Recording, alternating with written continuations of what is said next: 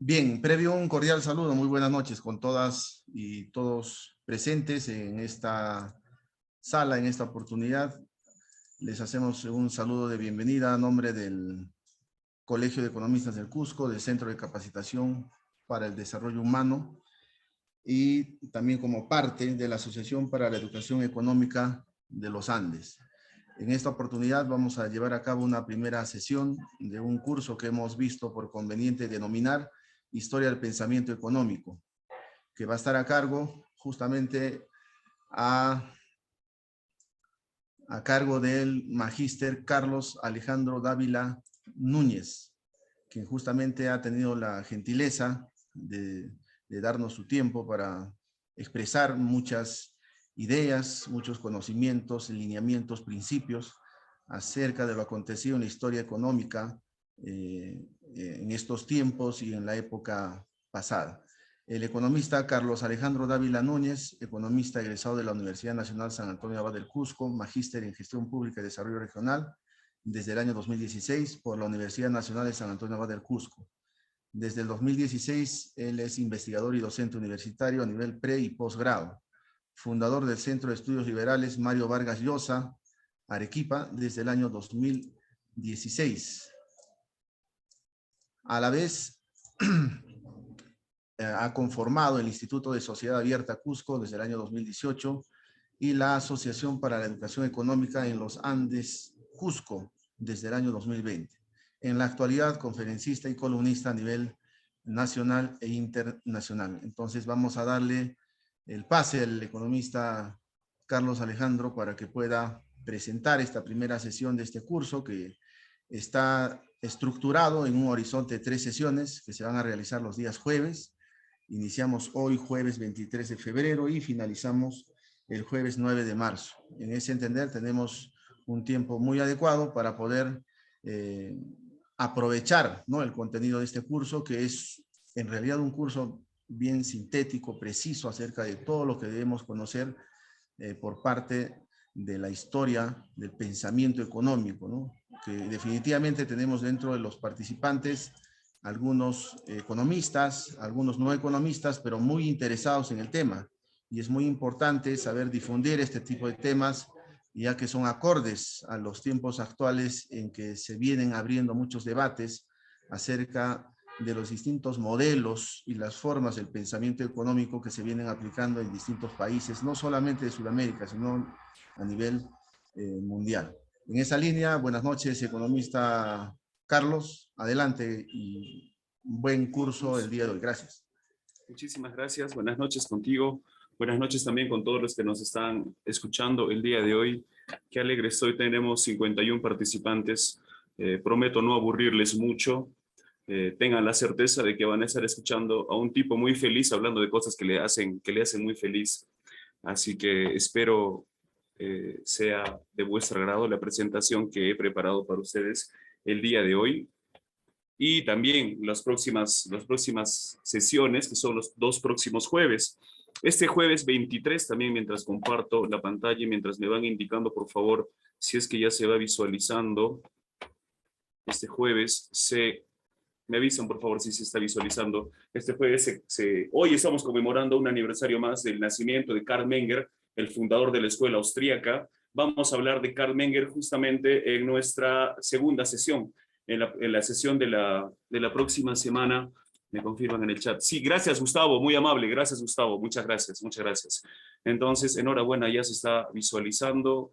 Les decía que hoy se celebra un aniversario más del nacimiento de Karl Menger, 183 años del fundador de la escuela austríaca. Vamos a hablar de Menger a la próxima semana. La sesión del día de hoy es una sesión introductoria, es una sesión bastante básica. Como dijo Bruce hace un rato, para los que ya son economistas, seguramente esto va a ser un repaso para los que están estudiando economía, más aún todavía, y para los que no son economistas y están interesados en el tema, créanme que esta primera sesión va a ser una buena introducción para lo que se viene más adelante, tanto con las demás sesiones, las 2 sesiones restantes, y también como para ir teniendo un poquito de solidez a la hora de hablar de teoría económica o de modelos económicos. Como decía Bruce, si tenemos una teoría económica, modelos económicos, leyes económicas, detrás de esos modelos, teorías ciencias y leyes hay ideas.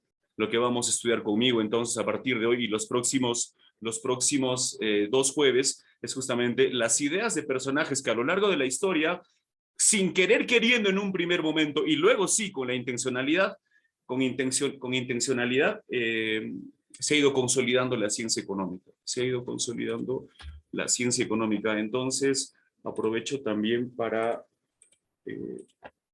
agradecer la iniciativa que ha tenido CKD en la persona de Bruce Lozano, compañero de estudios, un gran amigo también, un colega muy preocupado con la formación académica de sus demás colegas, así que eso es muy plausible. Mis felicitaciones al emprendimiento CKD y muy agradecido también con el apoyo del Colegio de Economistas del Cusco. Hubiera sido bonito que nos anuncien en la plataforma del Colegio de Economistas, pero bueno, yo sé por qué no lo hacen.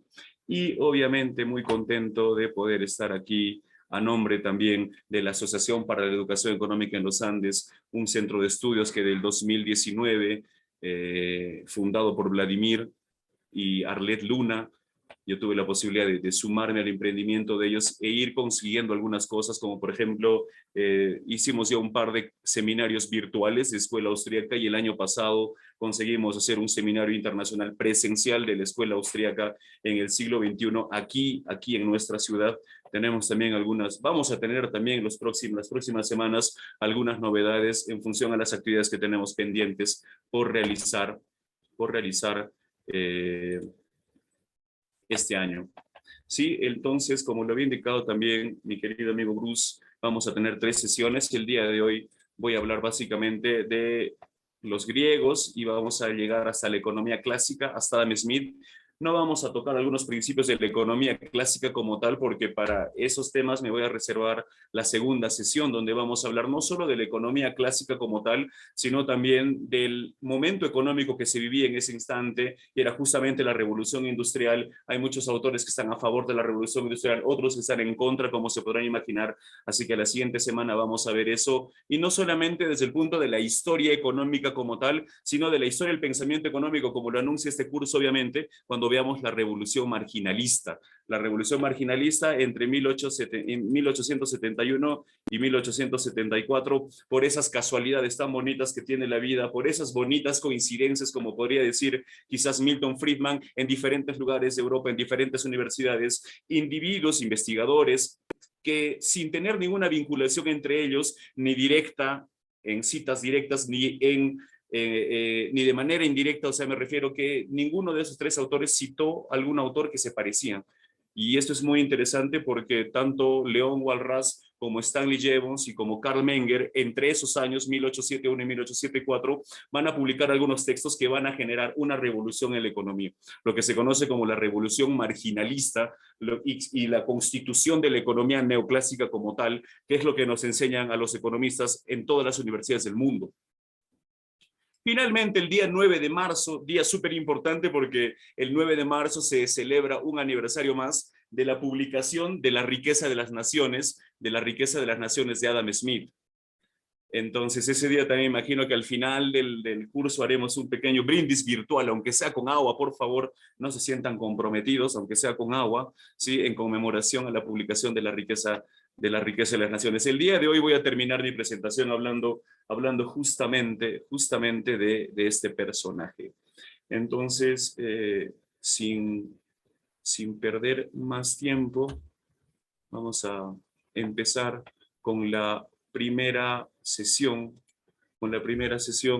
de nuestro curso, que he titulado Desde Grecia hasta Adam Smith. Les había comentado también que vamos a ir vinculando no solo aspectos del pensamiento económico como tal, o sea, las ideas de algunas personas, sino también vamos a hablar acerca de historia económica como tal, o sea, cuál era la realidad económica de algunos momentos de la historia, como vamos a empezar a ver a continuación. Entonces, lo que el día de hoy yo he preparado para todos ustedes, con mucho cariño, porque estamos todavía en el mes del amor y de la amistad, del amor y del verdadero amor, obviamente. Es justamente un recorrido histórico a través de 4 lugares en función a 4 personajes. No voy a hablar solo de 4 personajes, voy a hablar de algunos más. Sin embargo, utilizo 4 personajes como para poder ir teniendo hitos referenciales a lo largo de la historia. Espero que me estén prestando mucha atención, espero que estén visualizando la pantalla que estoy compartiendo y espero que me estén escuchando bien sin ninguna interrupción. Estoy seguro que si seguimos la hilación del curso, terminando van a poder haber preguntas enriquecedoras seguramente. Tenemos hasta las 11 de la noche, ¿no, Bruce? Hasta las 11:30 de la noche, hasta las 12:30 de la noche. ¿Cómo es esto?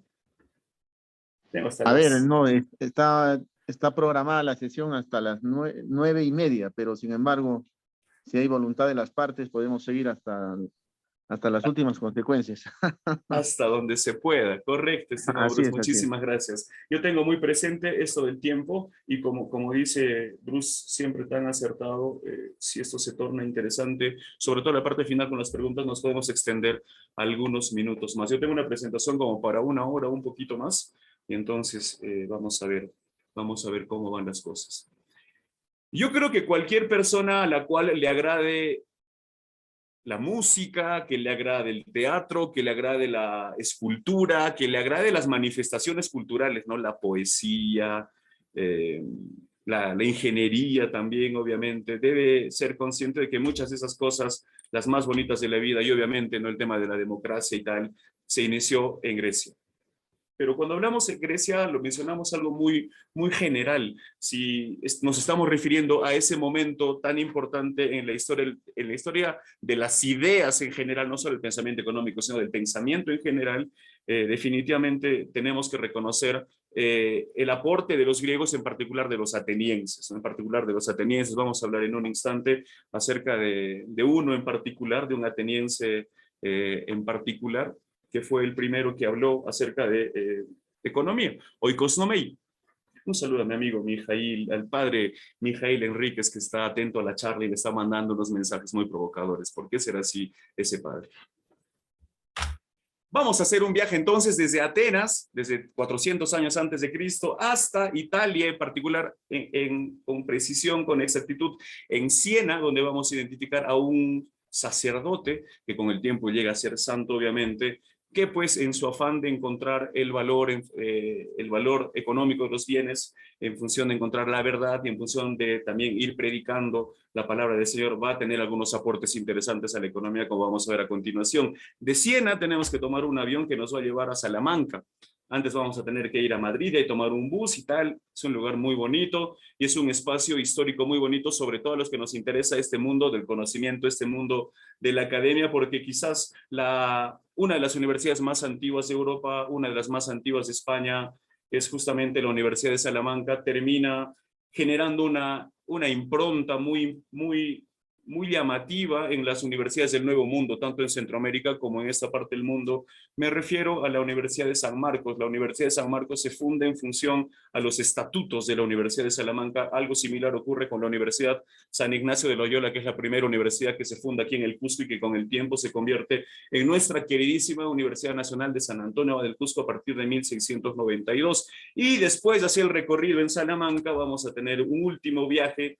Y ahí les dejo tranquilos hasta el próximo jueves, que vamos a continuar desde este mismo lugar, solo que en otra dirección, como se podrán imaginar. El último lugar que vamos a visitar el día de hoy es Kirkcaldy, el lugar donde nace Adam Smith. Kirkcaldy está en Escocia y Escocia se encuentra en el Reino Unido. El personaje... aquí me olvidaba de esto que había puesto. Vamos a hacer un recorrido, si me ciño en el año 380, el año en el que se publica un texto en el cual por primera vez escribe la palabra oikosnomei, que es economía, hasta el fallecimiento de Adam Smith. Estoy hablando de aproximadamente 2170 años de recorrido que vamos a hacer ahora hasta las 9:30. Bruce dice que me puedo pasar hasta la 1 de la mañana. Sin embargo, aunque me pase hasta las 6 de la mañana, creo no vamos a poder, no voy a poder explicarles a ustedes todos los personajes y todos los momentos históricos que se han suscitado durante ese tiempo. Imagínense, son 2000 años, más de 2000 años. Entonces he seleccionado estos pensadores y he hecho esta ruta también al costado utilizando el Google Maps. Entonces, el viaje desde Atenas aquí, de acá partimos, ¿sí? Llegamos a Siena, nos sacamos algunas fotos, luego vamos aquí a Salamanca. Antes hemos debido cruzar un ferry por aquí, que nos lleve de la península del Peloponeso a Brindisi o Bari, que es justamente el taco de la bota de Italia. Luego llegamos a Siena, pasamos a Salamanca, y de Salamanca tenemos que ir hasta Bélgica, hasta Francia, ¿sí? Y de ahí pasar por un túnel que es por debajo del mar, y luego nuevamente un vehículo, y llegamos a Kirkcaldy, el lugar donde nace Adam Smith, y el lugar donde vamos a terminar esta sesión. Ahí les anuncio, la persona que vamos a analizar del mundo helénico es Genofonte, aparece este personaje. En Siena vamos a hablar un poco de un tal San Bernardino, Bernardino, con el tiempo iba a ser considerado santo San Bernardino.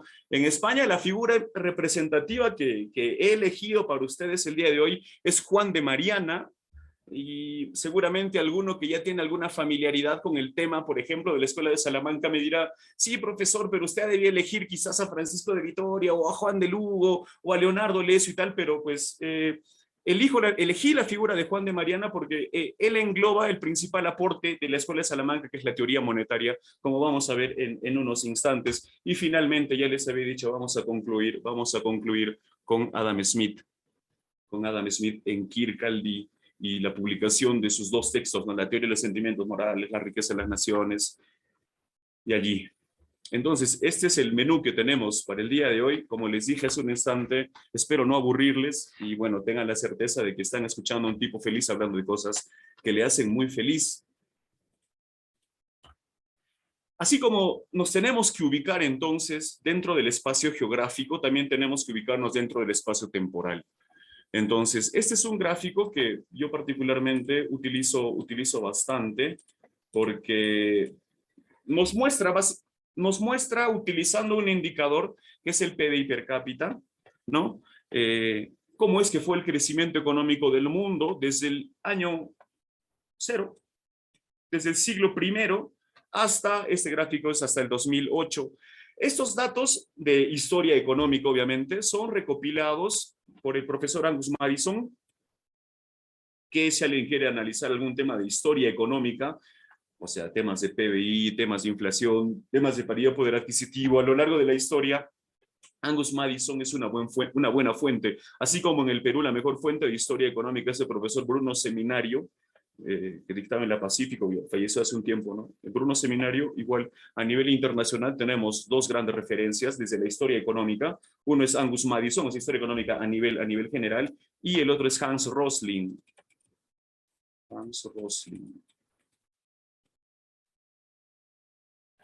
Si ustedes escriben Hans Rosling en el YouTube, les va a salir las charlas de Hans Rosling, los TED Talks que él tenía, y se van a dar cuenta el manejo de datos que él tenía, pues él junto con Angus Maddison, grandes historiadores económicos reconocidos a nivel internacional. ¿Qué es lo que podemos ver aquí entonces? Que desde el año 1, y obviamente desde mucho antes, hasta el siglo XVIII, aquí estoy en el siglo XVIII, no existía prácticamente crecimiento económico. Miren, no había crecimiento económico. En todo este tiempo no hubo crecimiento económico. Fue a partir del siglo XVIII, en particular de la Revolución Industrial, donde primero la Europa Oriental y sus colonias, o sea, las colonias europeas, empezaron a tener un mayor PIB per cápita. Y luego, a medida que pasó el tiempo, también Europa Oriental, América Latina, Asia e incluso África, obvio, en una menor intensidad muy notoria en comparación a Europa y las colonias europeas. Sin embargo, de un tiempo a esta parte había un avance.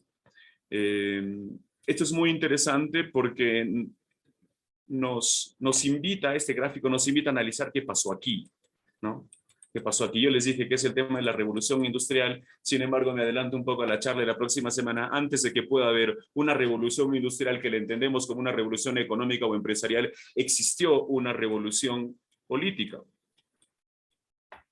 Y después hubo una revolución, llamémosle intelectual, que es la revolución marginal que había hablado hace un instante. Esto entonces para la próxima sesión. La sesión de hoy nos invita a analizar justamente lo que pasó 380 años antes de Cristo, hasta 1790, que es aproximadamente aquí. Esto es lo que vamos a analizar el día de hoy.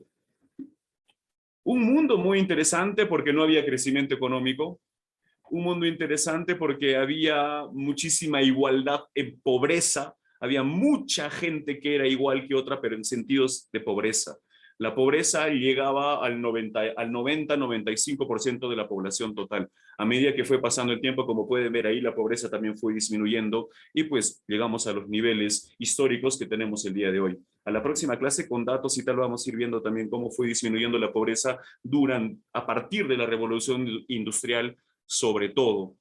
Les había dicho que vamos a hacer un recorrido, entonces vamos a empezar por aquí, analizando a Jenofonte, luego vamos a dar un salto muy interesante hasta el siglo XV, hasta el siglo XIV, el 1300 y el 1400, vamos a hablar de San Bernardino de Siena por aquí, luego vamos a hablar de Juan de Mariana de Pensar por aquí, y finalmente de Adam Smith, como les había dicho. Quiero que tengan en cuenta algo, ¿no? Vamos a hablar de un personaje, por ejemplo aquí, de 1380 a 1444, San Bernardino de Siena. Sí, pero tengamos en cuenta algo, San Bernardino de Siena empezó a tener sus ideas por influencia de otros pensadores. Yo puedo mencionar ahorita como ejemplo a Santo Tomás y a San Vicente de Ferrer. Influencias de Santo Tomás. Igual cuando hablemos de Juan de Mariana van a tener algunas influencias. No pensemos que estos personajes llegan a esas ideas como por arte de magia o por un sueño muy premonitorio que hayan tenido. Para nada, para nada. Sí, igual en el caso de Adam Smith vamos a hablar un poco de cuáles fueron las influencias que él tenía. Sin embargo, me centro en 4 personajes que ya les había mencionado. Disculpen que retroceda. Jenofonte aquí, San Bernardino de Siena, Juan de Mariana y Adam Smith. Ese es el menú que tenemos para el día de hoy. Tengo exactamente 1 hora para poder hacer todo ese recorrido que a un vehículo le tomaría 65 horas porque son más de 5.700 kilómetros. Entonces, lo que hace un carro en 65 horas, yo lo voy a tener que hacer en 1 hora. Vamos a ver cómo me va. Y si analizamos temporalmente desde la publicación del Económico de Jenofonte, que es el 380 a.C., hasta la muerte de Adam Smith, que es 1790, como les digo, hay más de 2.000 años, 2.170 años, si mal no recuerdo, si mis cálculos no me fallan. Entonces vamos a ver cómo nos va. Hagamos el intento. Echando a perder se aprende, como dice. Entonces, les había anunciado, ¿no? Por una parte, Jenofonte por aquí. Obvio que hay que completar esta línea del tiempo. Y aquí pongo en miniatura para que se den cuenta nada más la referencia aquí a San Bernardino, aquí a Vitoria y aquí a Smith. Cuando hable de San Bernardino más adelante, la imagen de San Bernardino va a ser más grande, la de Jenofonte va a ser chiquita. Entonces, así como para que ustedes también se vayan dando cuenta de qué personaje me estoy refiriendo, cuáles son los aportes que estoy mencionando y demás. Esta es la estatua de Jenofonte que está al frente del Parlamento de Viena. En el Parlamento de Viena también una estatua muy, muy bonita de la diosa Atenea. Yo tuve una mala suerte que cuando estuve allí justamente ese lugar estaba en obras y otros tantos. Sin embargo, lo que me dolió un poco no poder ver es justamente la estatua de Jenofonte y la estatua de Atenea, obviamente, que yo las tenía referenciadas hace ya un tiempo. Es interesante hablar de este personaje porque pertenece a un mundo que se conoce como el mundo helénico, que se conoce como la Grecia clásica, el esplendor del mundo helénico, que es donde empieza a surgir no solo lo que les dije hace un instante, como la pintura, la escultura, el teatro, la música, la poesía y demás, sino también el tema de la democracia y el pensamiento, incluso hacia algunas ciencias, hacia algunas disciplinas, llamémosle así, o algunos saberes que con el tiempo se iban a convertir en ciencia. Estoy acá atento con el chat. Dante, Diego, gracias por participar. Sí voy a compartir las diapositivas al final, no hay problema. Dice, profesor, ¿por qué no se tomó con desarrollo económico o interesante de relación industrial? Generalmente se ve el tema de crecimiento económico, eso es lo que yo he visto siempre en el tema de de historia del pensamiento económico. ¿Por qué? Porque cuando hablamos de desarrollo económico ya no estamos hablando solamente de ingresos, sino estamos hablando de, desde mi punto de vista, ¿no?, las decisiones que van a tomar los individuos teniendo más dinero. Crecimiento económico es tener más dinero. Luego, desarrollo económico es qué decisiones tomas tú en función a ese dinero adicional que vas teniendo a medida que pasa el tiempo. Entonces, de nada le sirve a mucha gente crecer económicamente si no toma buenas decisiones que le vayan a conllevar al desarrollo. Es por eso que es difícil poder hacer una métrica precisa acerca del desarrollo, y es por eso que en historia económica utilizamos, sobre todo hacia tan atrás, ¿no es cierto? Sobre todo hacia tan atrás, utilizamos indicadores de crecimiento económico. Gracias, May, por esa pregunta. Les decía, este es un mundo muy particular, un mundo completamente diferente al nuestro, como se podrán imaginar, donde no existían países, y cuando decimos Grecia nos estamos refiriendo a un país que lo entendemos el día de hoy como una nación que tiene soberanía y todo. Sin embargo, en aquellos tiempos, me refiero 380 años antes de Cristo aproximadamente, lo que existían eran ciudades-estado, y existían muchas ciudades-estado. Las dos principales, las más importantes, más reconocidas y tal, eran Atenas y Esparta. Atenas y Esparta, que tenían la peculiaridad de tener muchas diferencias.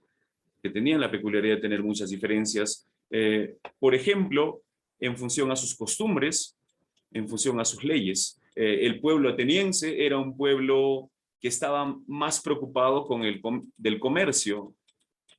Y para poder comerciar algo, antes había que producirlo. Entonces había un incentivo a la producción y al intercambio.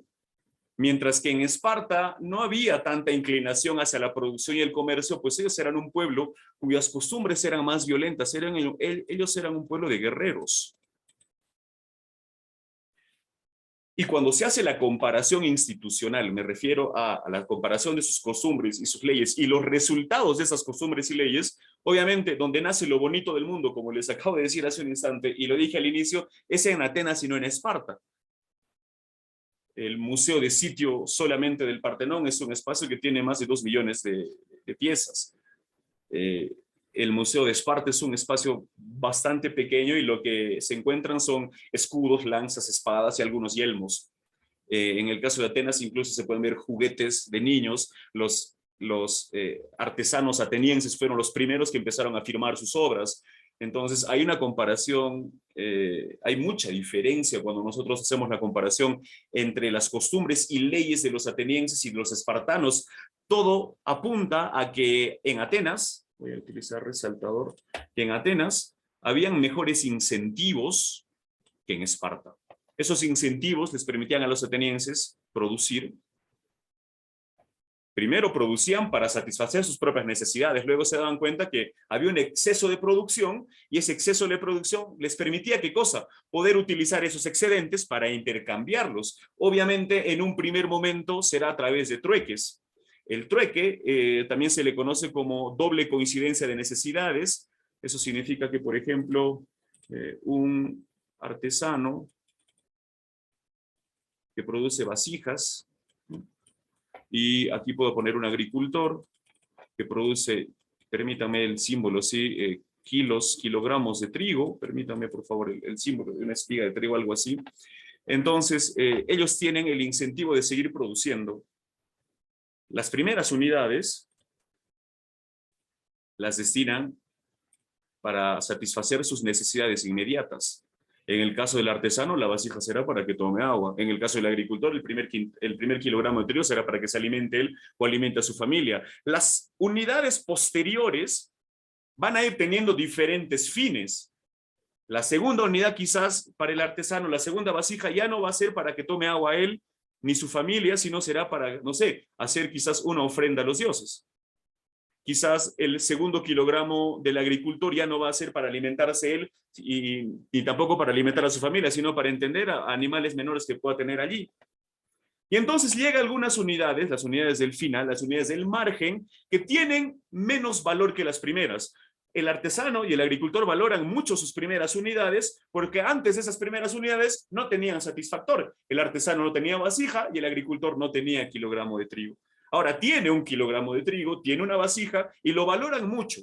A medida que van produciendo por una parte más trigo y por otra parte más vasijas, se van dando cuenta que las valoraciones de los bienes Por más que sean exactamente iguales las vasijas y exactamente iguales los kilogramos de trigo, tienen un valor diferente para ellos. Y llega un momento en el cual las unidades que están al margen van a tener un menor valor para ellos que las primeras unidades. Es por eso que están dispuestos a entregar estas últimas unidades a cambio de un producto, a cambio de un satisfactor que anteriormente no tenían. Fíjese este artesano que, imagínense, tiene 10 vasijas. La vasija número 10, que a él le va a reportar un valor menor que la primera vasija, porque la primera vasija le sirve para tomar agua, antes no tenía vasija. Ahora, luego tiene 10 vasijas, la última vasija no vale tanto, no vale lo mismo que la primera vasija para el artesano y está dispuesto a intercambiarlo. La misma lógica con el agricultor. El primer kilogramo de trigo lo utiliza para alimentarse y el último kilogramo de trigo pues no sabe qué hacer con él, pero se da cuenta que el artesano tiene un excedente de vasijas, pero que no tiene trigo. El artesano obviamente también se dio cuenta que el agricultor tenía muchos excedentes de trigo, pero no tenía una vasija. Listo, 1 más 1 es 2, como se dice. Uno se da cuenta que el otro necesita lo que él tiene y a cambio y el otro está dispuesto a entregar algo que es también valioso para esa persona. Miren lo que pasa cuando se da el intercambio, cuando existen incentivos. Estoy hablando en el caso particular de Atenas. Este ejemplo no se podía dar en Esparta, era muy poco probable que sea en Esparta. En Atenas, donde habían incentivos para que se produzca y para que se realicen intercambios, tanto un artesano como un agricultor intercambian sus excedentes, y si le empezamos a poner numeritos, por ejemplo, a esto, habría que, esos no son numeritos de precio, son numeritos de intensidad, de valoración o de utilidad. Las primeras unidades las valoran a un nivel de 100. Las segundas unidades a un nivel de 80. Las terceras a un nivel de 60. Y la utilidad va a ir disminuyendo, ¿no? Y quizás estas últimas unidades le reporten una utilidad de 10. Pero ¿qué pasa cuando esta última vasija, que al artesano le reporta una utilidad de 10, pasa al agricultor? El agricultor antes no tenía vasijas, ahora va a tener una primera vasija. Lo voy a poner aquí. Y a cambio, el agricultor le está entregando al artesano 1 kilogramo de trigo. 1 kilogramo de trigo. Excelente pregunta la que me acaban de hacer ahorita, es justamente con la que quería cerrar esa explicación. Gracias. Les decía, fíjense, las últimas unidades para el artesano y para el agricultor le reportaban algo muy bajito como 10. Pero ahora cuando se intercambian, este valor cambia. Ya no es 10, esta vasija ya no vale 10 para el artesano, esta misma vasija vale 100 para el agricultor.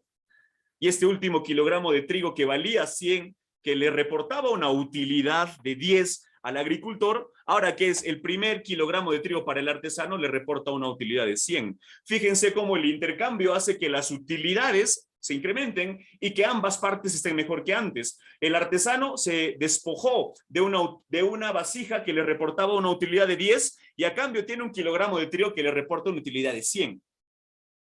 El agricultor se desprendió, se despojó, entregó el último kilogramo de trigo que le reportaba una utilidad de 10 y a cambio tiene la primera vasija del artesano que le reporta una utilidad de 100.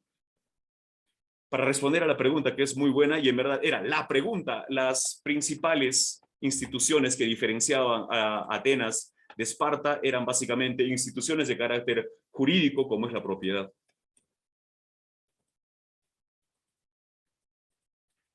La propiedad privada, lo pongo aquí, se supone, los teóricos de la propiedad dicen que la propiedad es per se privada, pero bueno, hay que ponerlo a veces, hay que ser redundante a veces con la propiedad privada, porque acá en esta parte del mundo tiene muchos enemigos.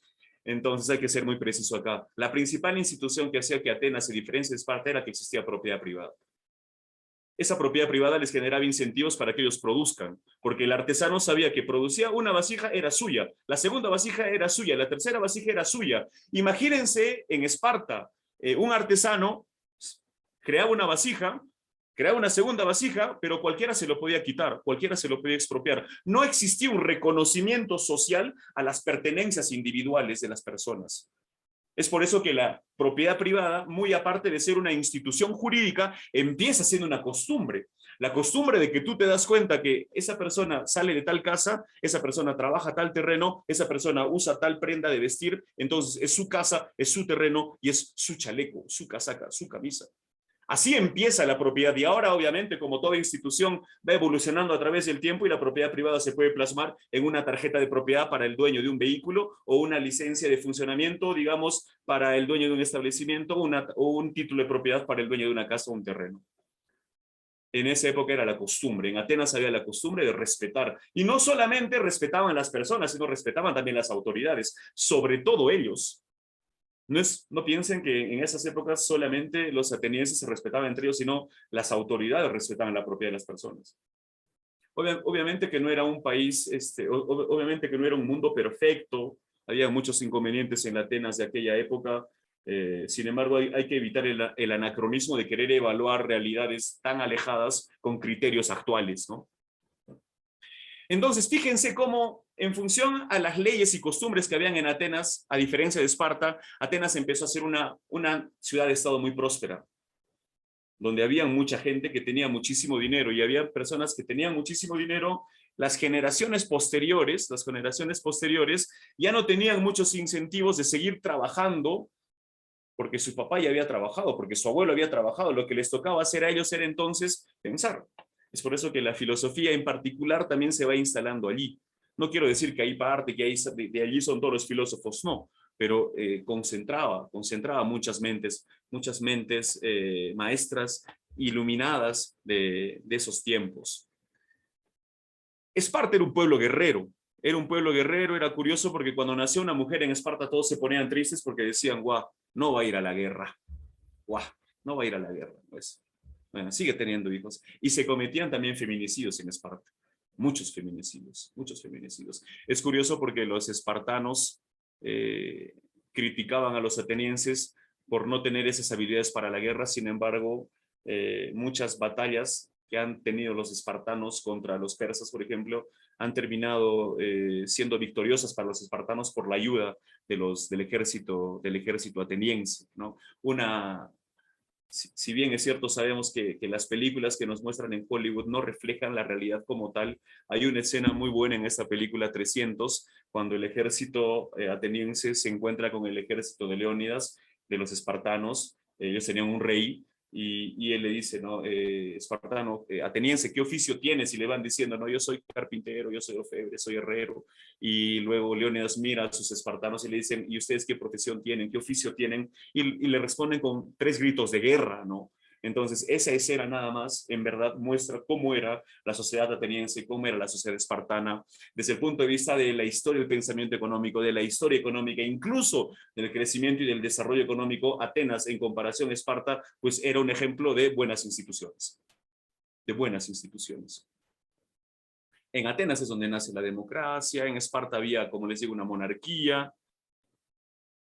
Hay otras ciudades-estado también, como por ejemplo Macedonia, de Filipo II y Olimpia, y luego Alejandro Magno y todo, pues tantas cosas bonitas que podríamos hablar de este mundo. Sin embargo, lo que nos interesa a nosotros, y voy a borrar todo el charui que acabo de hacer aquí, es el aporte de este personaje, de Jenofonte, obviamente.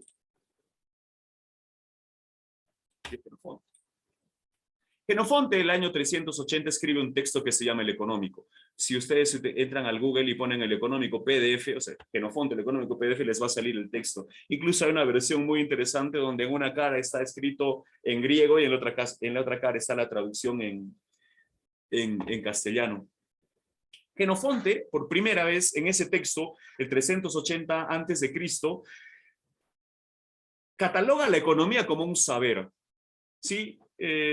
El término que utiliza es oikosnomei. Estoy seguro que ese término les hará incluso rememorar sus épocas preuniversitarias, ¿no? Oikosnomei. Oikos significa casa, nomei significa administración. Sin embargo, en el griego clásico, oikos no solo significa casa como lo podemos entender nosotros ahora, sino en griego clásico, oikos significa la suma de todas tus pertenencias. Tu casa, tus muebles, las vajillas que pueden haber, algunos artefactos rudimentarios para la época, e incluso por el mismo mundo helénico estaba incluido en el oikos la mujer y los hijos. Para un varón, su oikos era su casa, su terreno, su cama, su cocina, sus utensilios, sus ollas, sus cucharones, su mujer y sus hijos. Y si tiene animalitos por ahí también, todo es ser el oikos. Oikos es entonces la suma de pertenencias. Nomei es un saber administrar. Entonces, oikosnomei significa pues saber administrar la casa, la hacienda, entendida casa, hacienda como la suma de todas las pertenencias. Es interesante porque Jenofonte es un comandante. Él participa en varios combates y siempre generalmente salía victorioso. Y es curioso porque en el Económico, que es un texto escrito como los diálogos de Platón, son conversaciones entre tres personas, una de ellas es Sócrates, obviamente, Jenofonte va mencionando que así como en los barcos existe orden y las velas deben ir en un lugar y las cuerdas deben ir en un lugar y las provisiones deben ir en un lugar y así el ancla debe ir en un lugar, y que no se pueden ir confundiendo los lugares, o sea, el ancla no puede estar en el lugar de las velas no pueden estar en el lugar de las provisiones, y así, él igual dice, en la casa debe haber ese mismo orden, en la cocina deben estar los utensilios de la cocina, en el dormitorio debe estar la cama y los muebles del dormitorio, igual en el taller, igual en el gimnasio y demás. Con esa lógica del orden castrense es donde Jenofonte va escribiendo este texto y va comentando que el oikosnomei es un saber cómo administrar la casa, saber cómo administrar la hacienda. Les repito, entendí del oikos como la suma de todas las pertenencias.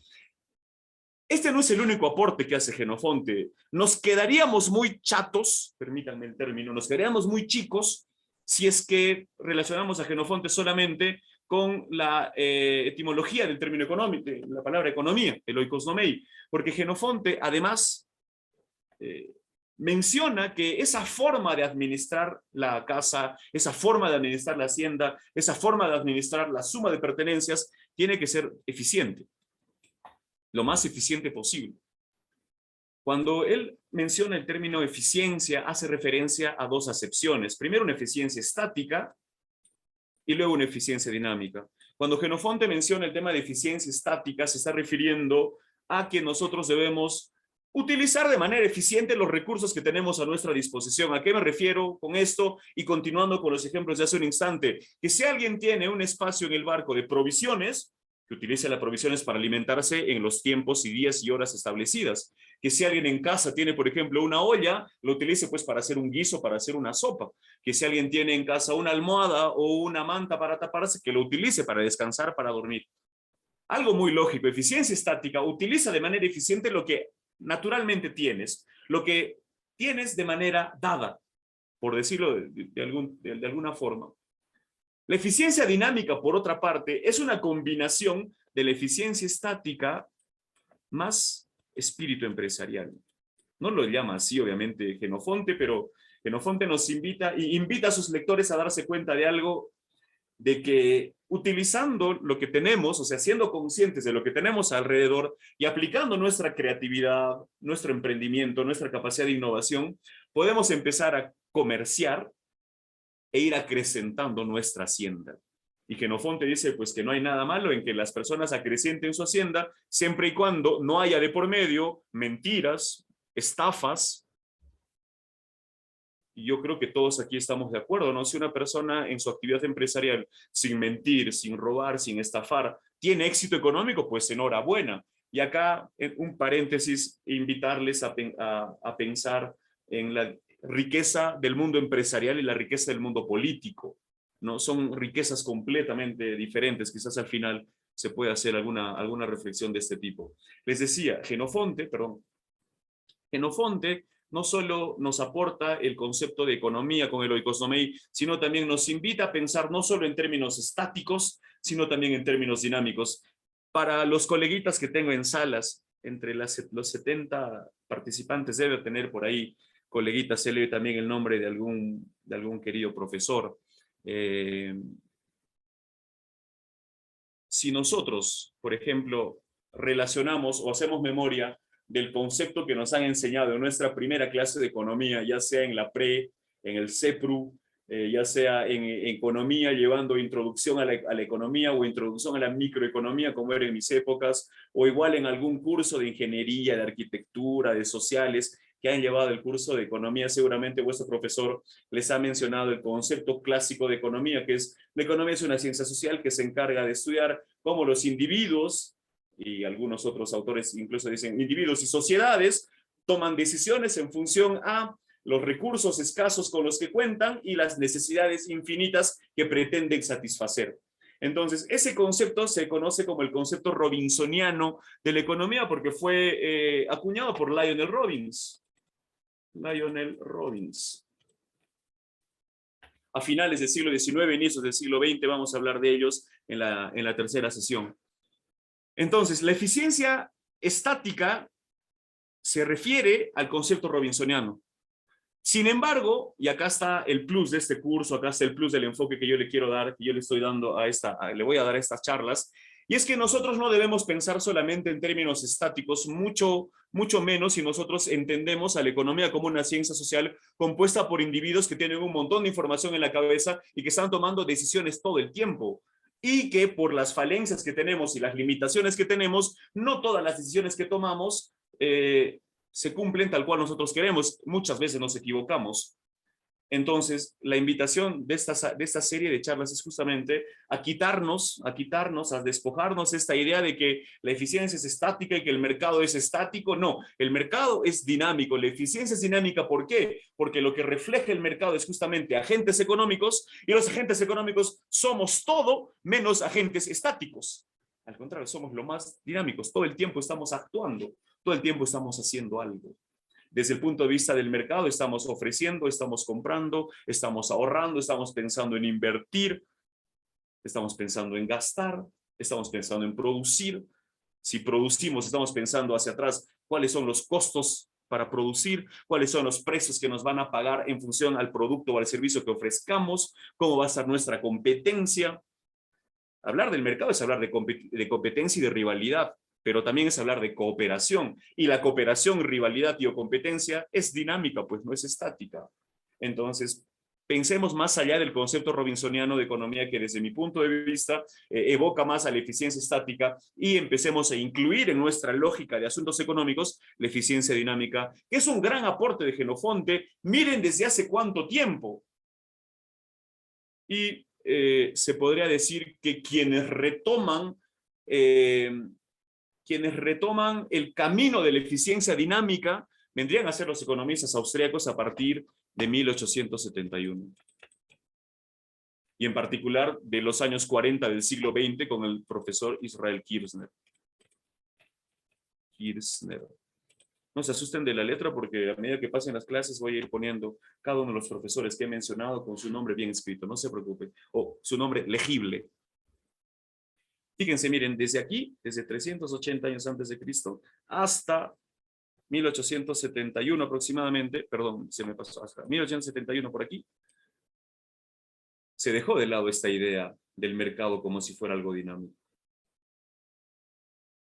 Empezaron a ver algunos, como se dicen, algunas pezuñas por ahí, con San Bernardino, por ahí con los escolásticos, sí, pero donde se retoma con fuerza la idea del mercado como un proceso dinámico, no como un equilibrio estático, es a partir de 1871, con el texto Principios de Economía Política de Karl Menger, cuyo cumpleaños estamos celebrando el día de hoy, 183 años de Karl Menger, jovencito nomás.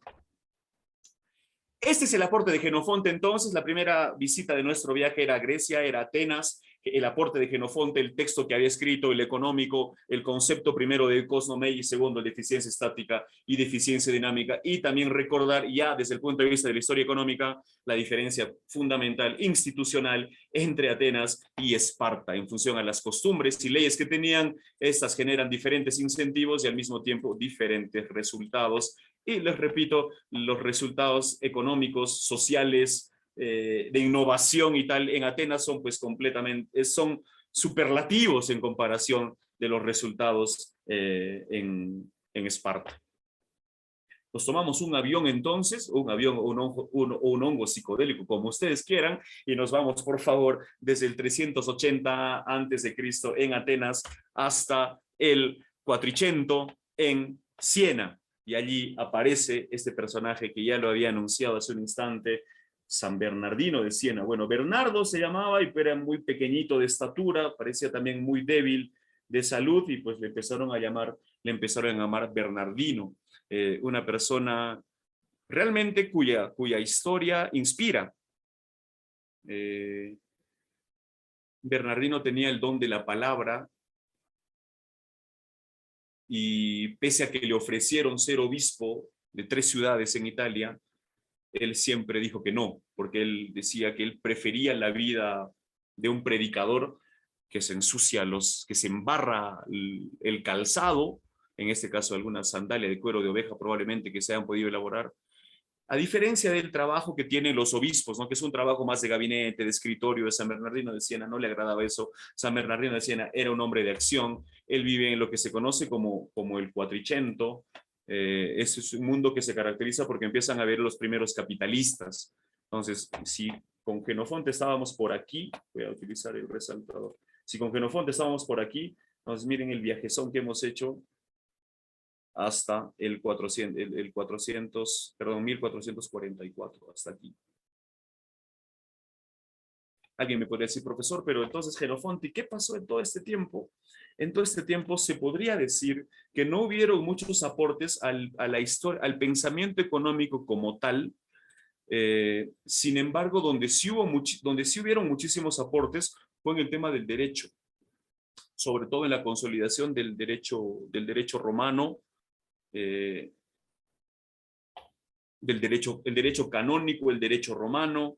Ahí aparecen personajes importantes como San Antonio Abad, como por ejemplo San Jerónimo, y obvio mucho más cerca a San Bernardino de Siena tenemos que mencionar también a Santo Tomás de Aquino. Esas serían como que algunas de las influencias que va teniendo San Bernardino, además de Vicente de Ferrer, que es su gran maestro. Y si mal no recuerdo, eso les confirmo en la próxima clase, pero San Vicente de Ferrer es el patrón de los economistas en España, de los estudiantes de economía. Es más, creo que es en la Universidad de Valencia donde los estudiantes le llevan flores o algo a San Vicente de Ferrer antes de sus evaluaciones para que les vaya bien. Entonces, con la influencia de San Vicente Ferrer, con la influencia de Santo Tomás de Aquino y de otros, San Bernardino empieza a darse cuenta de que el mundo en el que vivía era un mundo cada vez más dinámico, era un mundo en el cual se empezaba a desarrollar también lo que nosotros conocemos ahora como la banca, como el mercado financiero. Había una institución muy importante en esa época, que es la tasa de interés. Nosotros lo entendemos como la tasa de interés, en esa época lo entendían como pues usura, el pecado, y era un pecado. Cobrar una tasa de interés en esa época era un pecado, el pecado de usura. San Bernardino de Siena, San Antonino de Florencia también, fueron los que se encargaron, por lo menos de manera teórica y a través de sus escritos, sus clases y sus sermones, ir haciéndole dar cuenta a las personas de esa época que si se prohibía el cobro de interés argumentando el pecado de usura, aquellas personas, no lo dicen en esos términos, son mis palabras, que tenían más ideas, bueno, ni mis palabras, solo es lo que ha popularizado Javier Milei en estos últimos años. Hay dos tipos de personas, las que tienen más ideas que dinero y las personas que tienen más dinero que ideas. Entonces, una persona que tiene más dinero que ideas lleva su dinero al banco. Si hay mucha gente que lleva su dinero al banco y el dinero es abundante en el banco, la tasa de interés disminuye, eso genera un incentivo o una señal para que aquellas personas que tienen más ideas que plata vayan al banco y se presten ese dinero, el banco jugando su papel de intermediario financiero. Pero ¿por qué existe el incentivo de esas personas que tienen superávit de dinero de entregar su dinero al banco para que se lo canalice hacia aquellas personas con déficit de dinero? Pues porque si tú ahorras, el banco te va a pagar un interés. San Bernardino, fíjense en qué épocas, y argumentaba de la siguiente manera y decía, oigan, si nosotros prohibimos el interés argumentando pecado de usura, entonces van a haber menos personas que puedan poner en marcha sus proyectos. Porque hay mucha gente que tiene muchas ideas en la cabeza. Ideas son proyectos, pero que no tienen dinero. Ellos obtienen dinero de capitalistas que le van a prestar ese dinero con el incentivo de que cobren un cierto interés. Y es curioso porque San Bernardino en esta época argumenta y dice, si alguien se presta dinero para construir una casa, para alimentarse o alimentar a su familia o vestir a sus hijos, la persona que le presta, digamos, 100, le debía devolver 100. Pero si alguien se presta 100 para comprar mercadería en un pueblo y llevarlo a otro y venderlo y con una ganancia o excedente económico, allí sí era justo cobrar un interés y sí podían cobrarte 110, 120 o lo que convengan ambas partes. Pero fíjense cómo es el análisis de San Bernardino. En un primer momento todos decían, no se cobra interés, no se cobra interés, es pecado. Pero San Bernardino piensa como economista sin ser economista. Y dice un ratito, si anulamos la posibilidad de que se pague interés por alguien que presta dinero, entonces las personas que tienen dinero no van a querer prestar dinero. Si las personas que tienen dinero no quieren prestar su dinero, las personas que tienen ideas y proyectos en mente no van a poder tener esos medios, esos recursos, ese dinero para poder concretar sus proyectos. Y entonces hay menos posibilidad de que hayan más bienes y servicios porque hay menos proyectos, menos emprendimientos. San Bernardino también se encarga de lavarle la cara a los emprendedores. Miren lo que digo. Se pensaba que la actividad empresarial era una actividad pecaminosa. Hasta el día de hoy hay mucha gente que le tiene mucha bronca a los emprendedores. Dicen, no, ¿cómo este señor que solamente sabe patear una pelota gana millones y yo que tengo 3 doctorados todavía estoy ganando muy poquito? Hay mucha gente que le tiene bronca a los emprendedores, sobre todo los emprendedores exitosos. Espero que ustedes aquí no. Sin embargo, hay mucha gente que sí lo hace. San Bernardino, como les digo,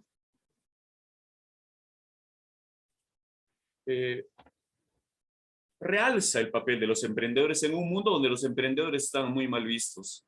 Y San Bernardino argumenta de la siguiente forma, dice, ¿no? Hay 3 clases de comerciantes cuyos servicios son útiles a la comunidad. Dice, los que importan y los que exportan. Mercantiarum aportatores, ¿no? Los que conservan y almacenan bienes. Mercantiarum conservatores, los que transformaban materiales no refinados en productos acabados. Mercantiarum inmutatores seu melioratores. Fíjense, ¿no? Él ya clasifica a los emprendedores y dice, emprendedores son los que importan o exportan una parte, otros son los que conservan y almacenan, otros son los que transforman y materiales no refinados en productos acabados, los que aumentan valor agregado, diríamos nosotros, utilizando terminología actual. Pero fíjense, en el siglo XIV, siglo XV, San Bernardino de Siena la tenía clara. Enumera 4 requisitos importantes para ser un buen emprendedor. Dice, ¿no? La eficiencia, la responsabilidad, el trabajo y la disposición para asumir riesgos. Incluso San Bernardino dice que son habilidades que Dios se las entrega a los emprendedores en particular y no se las entrega a todas las personas.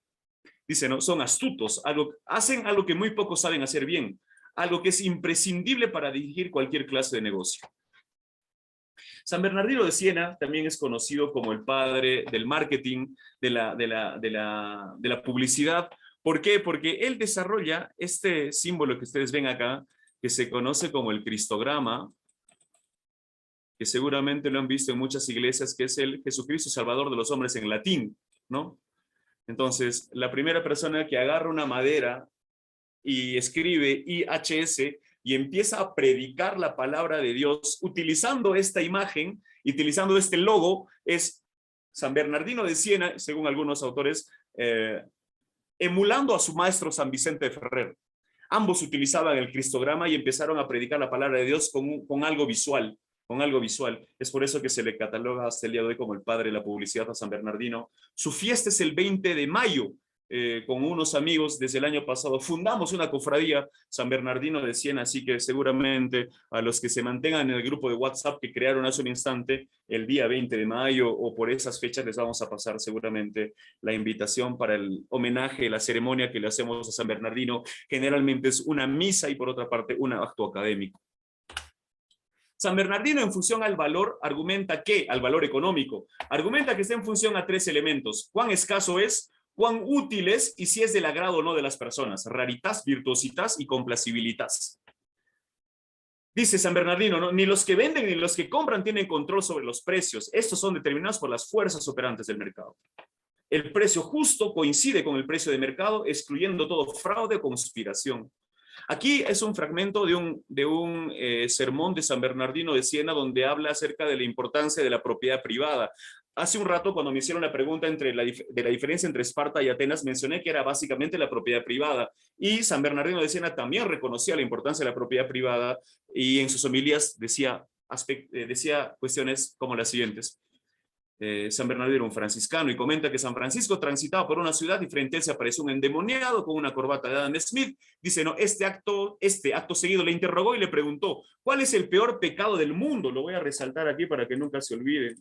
¿Cuál es el peor pecado del mundo? Y San Pancho le responde y le dice, el peor pecado del mundo es el homicidio.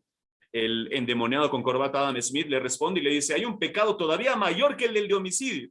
San Francisco dijo entonces, en virtud de Dios, dime, ¿cuál es ese pecado que es mayor que el homicidio? Y el profesor de economía le responde y le dice, tener bienes que pertenezcan al prójimo es un pecado mayor que el homicidio, porque más gente va al infierno por esa razón que por ninguna otra. Fíjense que se mantenía todavía por esta línea de pensamiento la importancia de la propiedad privada. San Bernardino, acerca del valor y acerca del salario, y acá les pongo una cita que está resaltada, dice, no, los salarios son el precio que se paga por los servicios del trabajo. Por lo tanto, el salario justo de mercado vendrá determinado por la demanda de mano de obra y oferta disponible. Tal desigualdad de salarios procede de las diferencias en habilidad, destreza y formación. Fíjense lo que dice aquí. Se paga más a un arquitecto que a quien cava zanjas, explica Bernardino, porque el trabajo del primero requiere más inteligencia, habilidad y formación, razón por la cual son menos quienes se cualifican para esta tarea. Hay menos trabajadores cualificados que sin cualificar, lo que explica que los primeros perciban un salario mayor. Fíjense cuán sofisticado era el pensamiento de San Bernardino de Siena para esa época. Básicamente, para esta parte del curso, de la primera charla, utilizo 3 libros de la profesora Marjorie Grace Hutchinson. Ella es una profesora que estaba estudiando lingüística española y que ella en su tesis doctoral se entrevista con Hayek y von Hayek le dice, tú deberías estudiar a los economistas de esa época y le recomienda a un tal Jerónimo de Ustaris. Y a partir de ese momento, Marjorie Grace Hutchinson empieza a averiguar más y da con los personajes que vamos a empezar a mencionar a continuación. Otro texto que yo lo utilizo siempre es el texto Raíces Cristianas de la Economía del Libre Mercado, que es del profesor Alejandro Chafuen, y el libro Nuevos Estudios de Economía Política del profesor Huerta de Soto. Ambos textos están en PDF, al final se los voy a compartir junto con el material por el grupo de WhatsApp que tenemos. Igual así las próximas sesiones. Entonces, seguimos, habíamos empezado aquí con Genofonte, lo sigo manteniendo y dimos el salto hacia San Bernardino de Siena y aquí aparece más grande que los demás Juan de Mariana. Juan de Mariana pertenece a una tradición de pensamiento que se conoce como la Escuela de Salamanca. Esos personajes eran, según algunos autores, moralistas, porque estaban muy preocupados con el tema de la moral, con el tema de lo correcto, y justnaturalistas, ¿por qué? Porque eran defensores acérrimos de los derechos naturales. Los derechos naturales de la vida, la libertad y la propiedad, como base, los derechos naturales. Estaba conformado, como se imaginarán, por teólogos, la primera generación de dominicos, encabezados por Francisco de Vitoria, como lo vamos a ver a continuación, y luego jesuitas, como Juan de Mariana. Juan de Mariana es un jesuita. Estos personajes aparecen en algunos textos de la historia del pensamiento económico por los aportes que tuvieron a la economía monetaria, a la teoría del valor, entre otras cosas. Muchos autores los reconocen hasta el día de hoy, Murray Rothbard, por ejemplo, como protoeconomistas monetaristas. Y ellos viven en un mundo muy interesante que se conoce como la revolución de los precios. ¿Por qué? Porque fue el momento del descubrimiento de América y lo que hicieron los españoles fue obviamente no hacer caso a las reflexiones, a los consejos de los salamanquinos de respetar la vida, libertad y propiedad, y lo que hicieron aquí fue llevarse todo el oro y toda la plata que pudieron. Eso hizo que en España ocurra algo muy interesante. Ustedes saben pues que en toda economía existe un sector monetario conformado por pues el dinero y un sector real compuesto por los bienes y servicios. La riqueza es el sector real.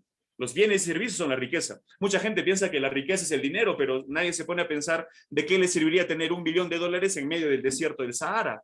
La riqueza está en función a lo que tú puedas comprar con ese dinero. Si no hay nada que comprar, ese dinero no sirve para nada.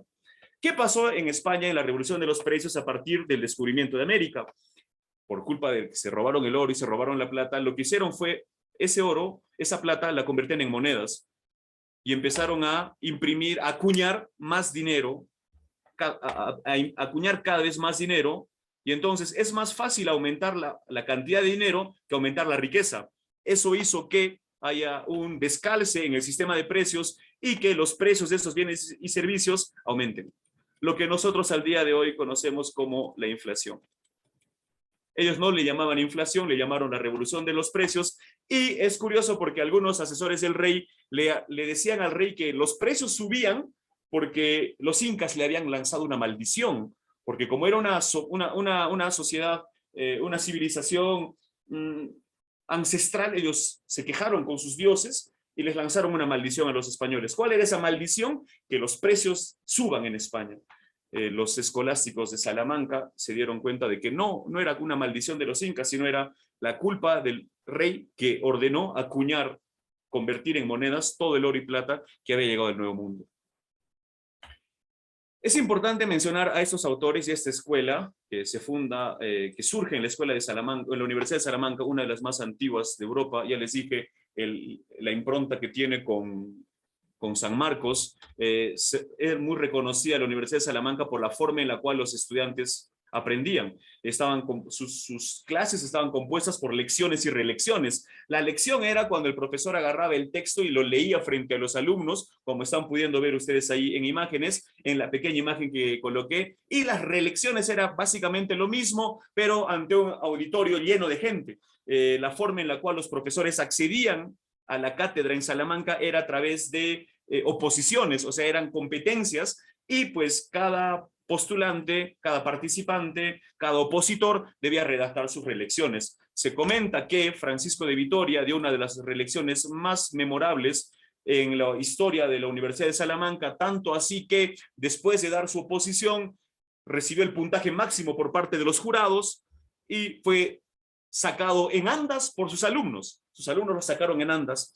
La forma en la cual el jurado evaluaba la calidad del expositor era como hacen hasta el día de hoy con los toros, no en función al criterio del jurado, sino en función a la percepción del jurado sobre la gente.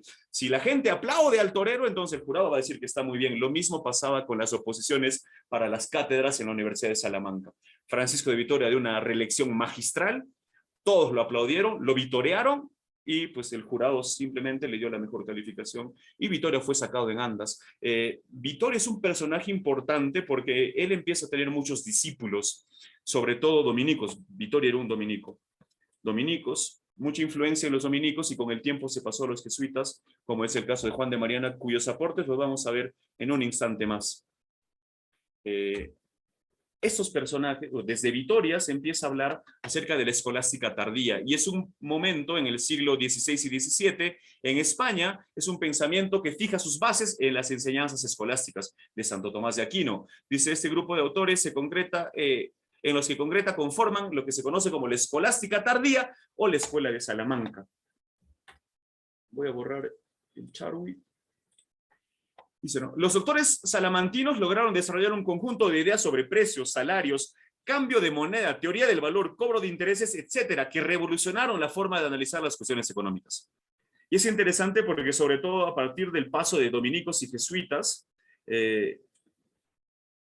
por ejemplo, en el tema de la propiedad privada, los dominicos decían, es importante defender la propiedad privada porque Dios así lo ha dicho, porque así aparece en tal evangelio.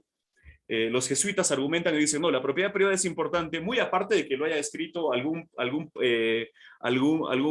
profeta y esté en la Biblia como un evangelio o como un libro de la Biblia, sino defendemos la propiedad privada porque pues, si no hay propietarios de un bien, existe el sobreconsumo. Entonces los jesuitas empiezan a argumentar más desde el punto de vista utilitario que desde el punto de vista religioso, como lo harían los dominicos.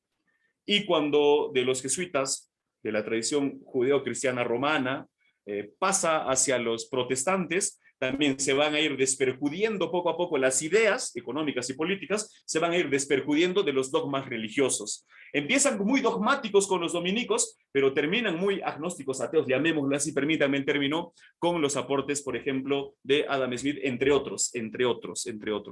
sin decir que los ilustrados de Escocia eran creyentes o no eran creyentes. Sin embargo, en su raciocinio no utilizaban el dogma religioso para argumentar algunos aspectos. A eso me refiero. Muchos autores, muchos académicos consideran a los autores que vamos a mencionar en breve como los fundadores de la economía moderna, por los aportes que han tenido a la economía antes de Adam Smith, ¿no? Podemos mencionar algunos casos importantes como el doctor Martín de Azpilicueta. Él, acerca de teoría monetaria, dice, ¿no? El precio de la moneda se funda más en su ser natural que en el artificial, como queda dicho. La bondad intrínseca del dinero no es el precio que la República le pone, sino la cualidad y bondad de la materia del que es. En esa época las monedas estaban hechas de oro. Entonces imagínense que tengamos una moneda de oro y eran 8 reales, porque no utilizaban base 10 como ahora, utilizaban base 8. Ellos en esa época utilizaban base 8. Entonces imagínense una moneda de oro,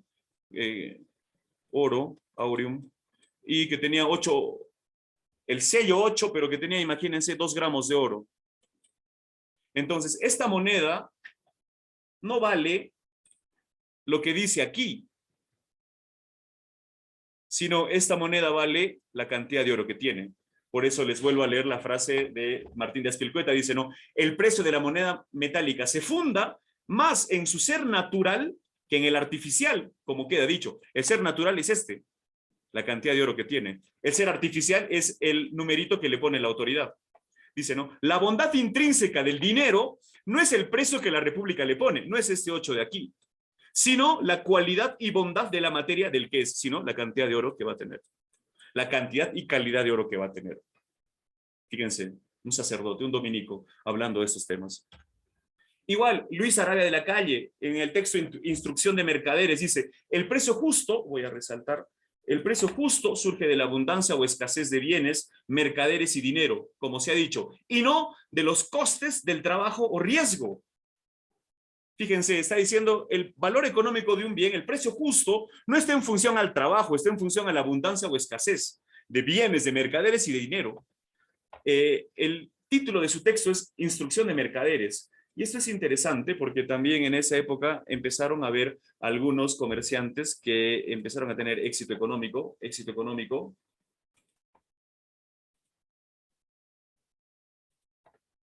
y entraron en cuestionamientos morales de decir, oye, antes vivía en una chocita, ahora tengo plata para comprarme un castillo. ¿Eso no será un pecado? Y empezaron a consultar a los sacerdotes si eso era pecado. Habían algunos que les decían, oye, si es pecado, confiésate, entrega tus bienes a la iglesia. Pero otros les decían, oye, si no mentiste, si no robaste, si no estafaste, si te va bien, pues disfruta.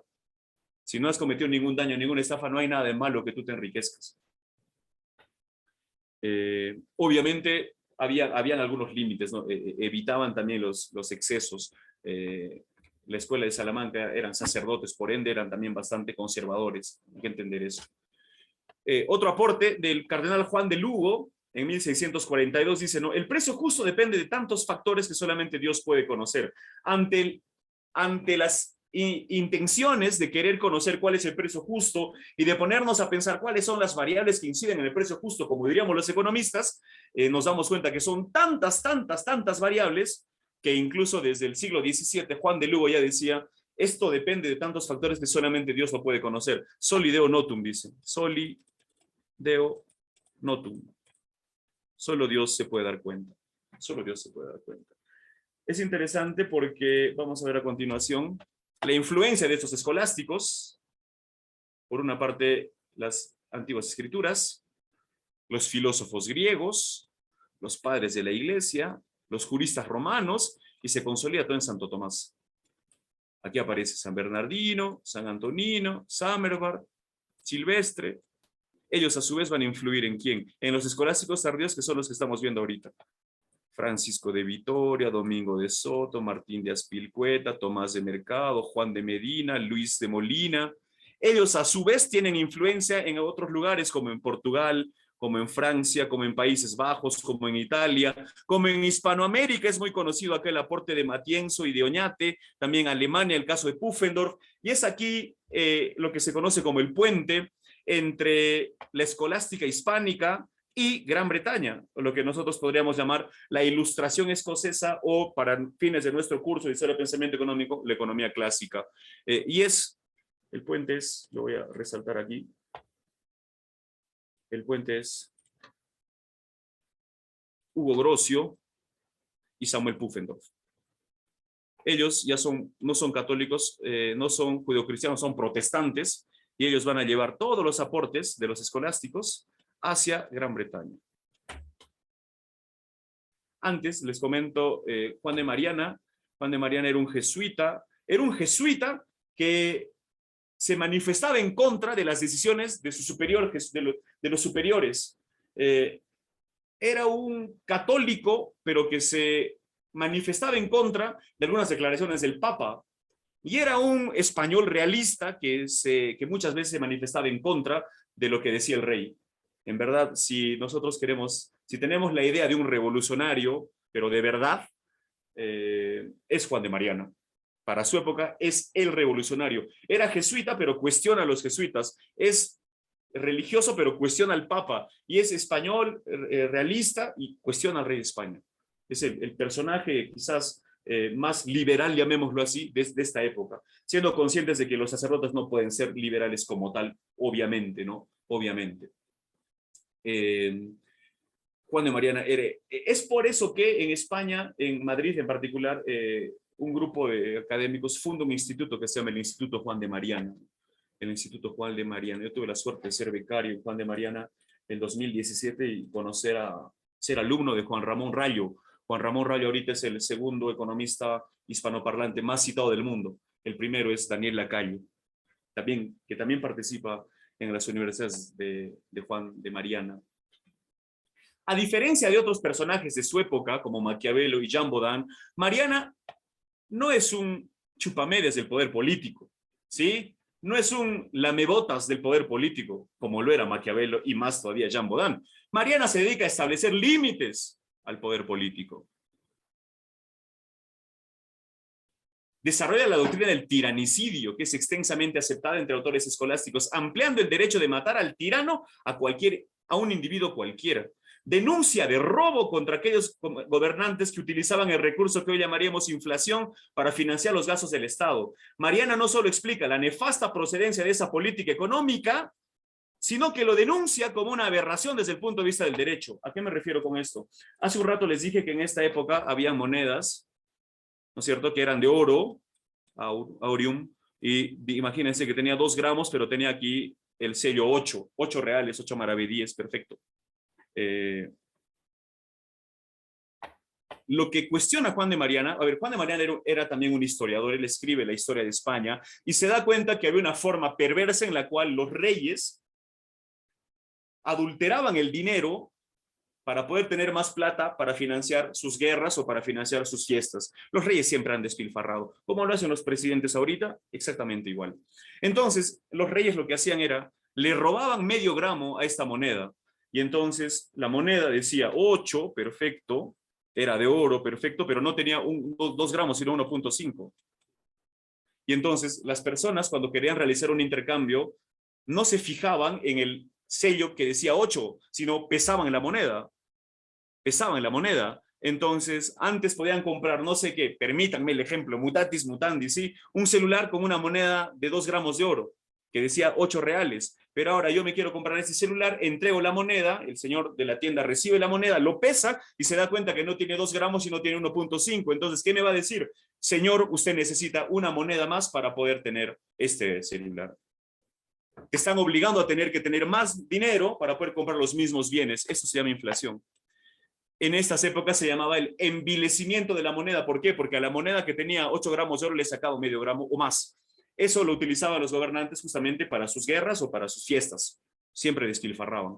Mariana era muy observador de las finanzas públicas y es por eso que dice esta frase. Lo dice hace casi 500 años, pero parece que lo hubiera dicho ayer después de ver un reportaje de Ronda Política. Dice: cuán triste no es para la República y cuán odioso para los buenos ver entrar a muchos en administración de las rentas públicas, pobres y sin renta alguno, y verlos a los pocos años felices y opulentos. No sé a cuántos gobernadores regionales estará refiriendo Juan de Mariana, ¿no? Pero fíjense, desde esa época, Juan de Mariana ya estaba atento a limitar el poder, a limitar el poder político, a limitar el poder político.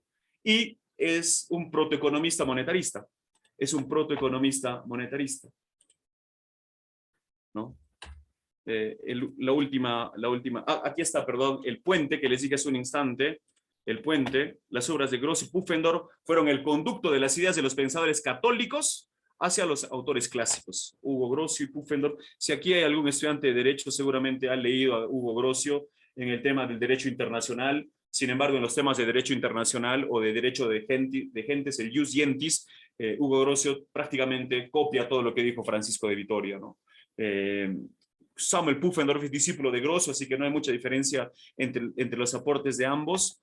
Y los que son estudiantes de Derecho seguramente han leído el Mare Liberum de Hugo Grocio, ¿no? Que explica por qué la cantidad de millas que hay desde la costa hacia el mar como el territorio marino de alguna nación, porque era lo que una bala de cañón podía lanzar, ¿no? Hasta donde llegaba una bala de cañón es lo que le podía pertenecer en términos de mar a alguna nación, alguna ciudad que tenga costa, obviamente.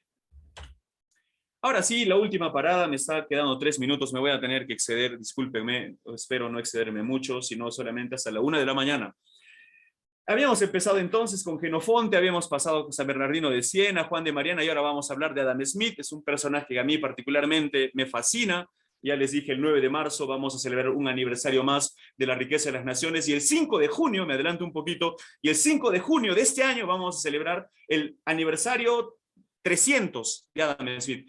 El 300 aniversario de su nacimiento. Adam Smith es un personaje tricentenario, seguramente a través de la Asociación para la Educación Económica de los Andes y CKD, quizás el Colegio de Economistas, dependiendo quién sea el decano, vamos a poder tener una ceremonia muy bonita a este personaje fundador de la economía como ciencia, ¿no?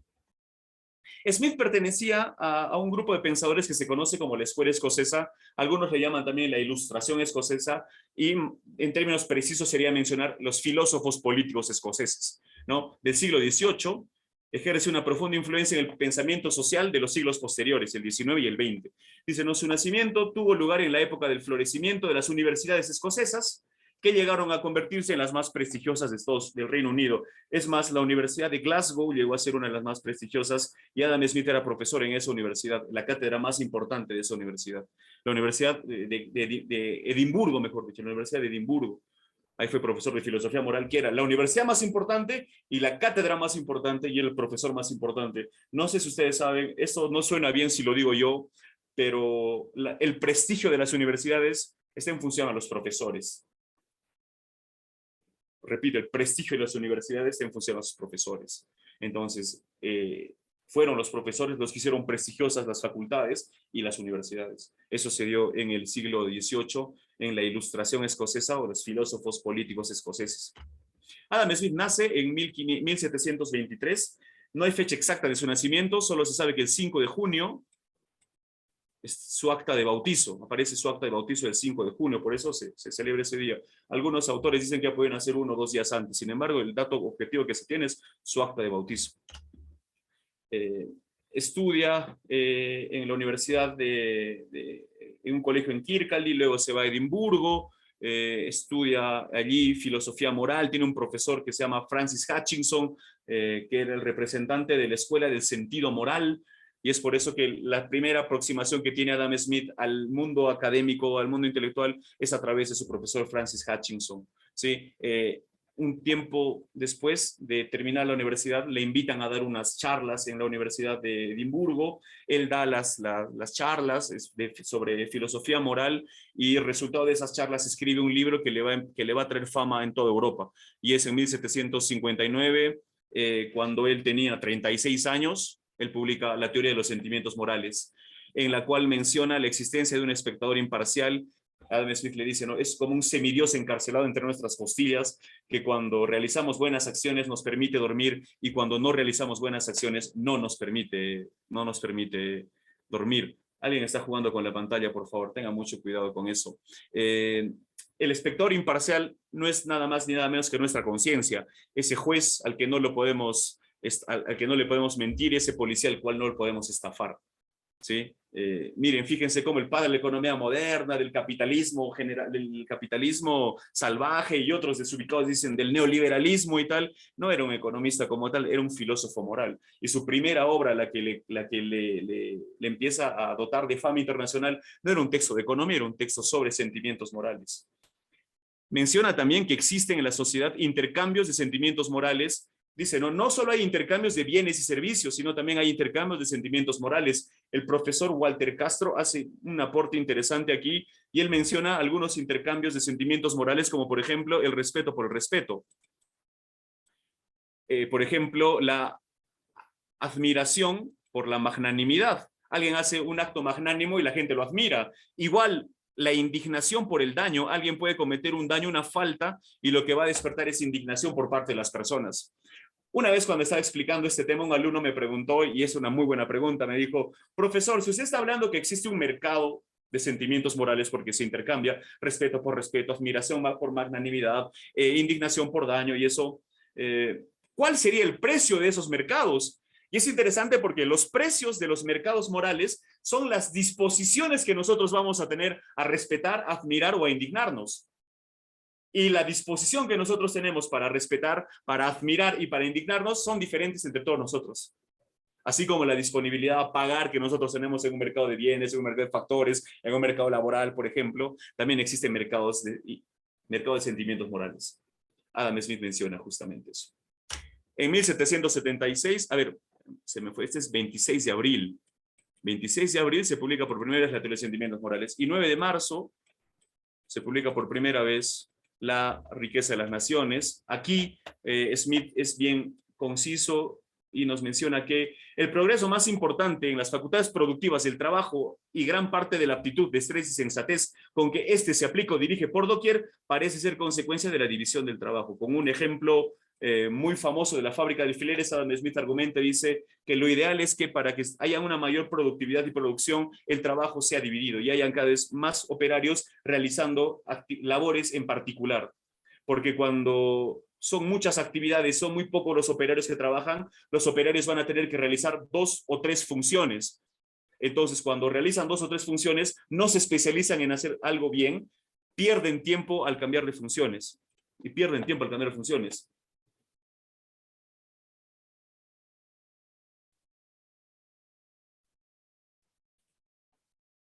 Hay un comentario interesante. Gracias, Lester. Gracias, gracias. Entonces, Smith dice, no es importante que existan individuos que se encarguen de hacer una función en particular para que se especialicen haciendo algo y para que no pierdan tiempo pasando de función en función, de etapa en etapa. Y a esto si le sumamos, le adicionamos las nuevas innovaciones tecnológicas hacia la productividad que va a haber después de la revolución industrial, esto va a favorecer entonces la división del trabajo, la extensión del mercado, va a haber cada vez más producción y la mayor producción hace que haya una disminución de los precios y servicios.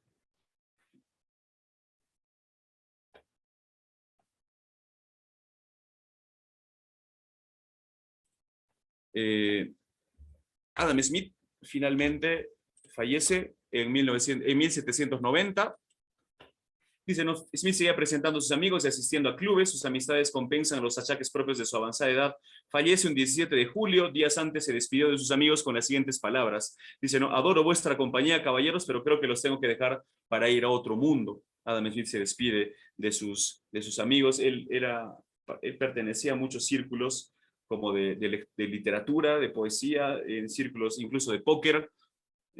Así que cuando en mis épocas nos quitaban las cartas cuando jugábamos póker en la universidad, le hemos debido decir a los guachimanes, oye, pero por favor, estamos haciendo un homenaje a Adam Smith en su faceta como jugador de póker, pero bueno, en esa época no sabíamos eso.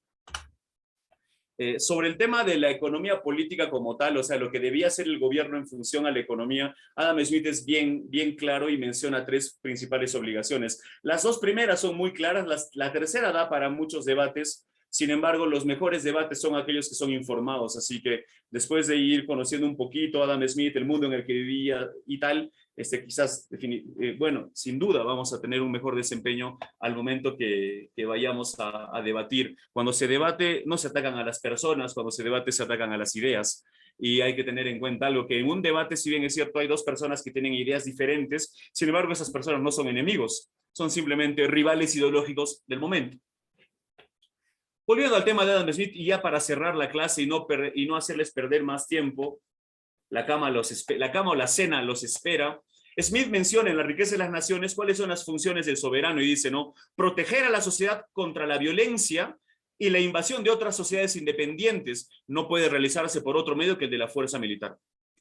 Segundo deber del soberano consiste en proteger hasta donde sea posible a los miembros de la sociedad contra las injusticias y opresiones de cualquier otro componente de ella, o sea, el deber de establecer una recta administración de justicia. Si se dan cuenta, aquí menciona de seguridad externa, seguridad interna y un sistema de justicia como base, ¿no? Y la tercera y última obligación del soberano y del Estado es la de establecer y sostener aquellas instituciones y obras públicas que, aun siendo ventajosas en sumo grado a la sociedad, son, no obstante, de tal naturaleza que la utilidad nunca podría recompensar su costo a un individuo o a un corto número de ellos, y por lo mismo no debe esperarse que estos se aventuren a fundarlas ni mantenerlas. Acá se está refiriendo a los bienes públicos, ¿no? En economía entendemos bien el concepto de los bienes públicos, sin embargo el debate sería hasta qué punto, hasta qué bienes nosotros podríamos permitir que sea el soberano o el Estado el que se encargue de ofrecernos, ¿no? De ofrecernos qué tipo de bienes, qué tipo de servicios. Ese es un debate bastante interesante al cual esta reflexión de Adam Smith nos puede dar pie.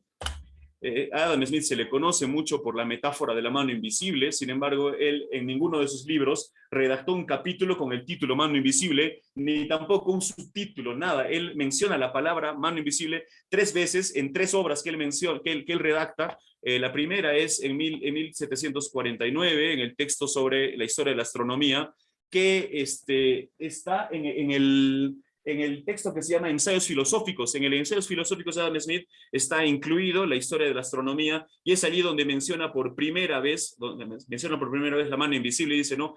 El fuego quema, el agua refresca, los cuerpos pesados descienden y los cuerpos ligeros ascienden por su propia naturaleza, y que la mano invisible de Júpiter no tiene que intervenir en estos sucesos. La segunda vez que menciona esta expresión es en la teoría de los sentimientos morales, en 1759, y dice, no, los propietarios de la tierra son dirigidos por una mano invisible para distribuir los bienes necesarios para la vida, casi del modo como en que se hubieran distribuido si la tierra hubiera sido dividida en proporciones iguales entre todos sus habitantes. Y entonces, afirmó Smith, sin intentarlo, sin saberlo, los propietarios de la tierra contribuyen al progreso de la sociedad y suministran medios para multiplicar las especies.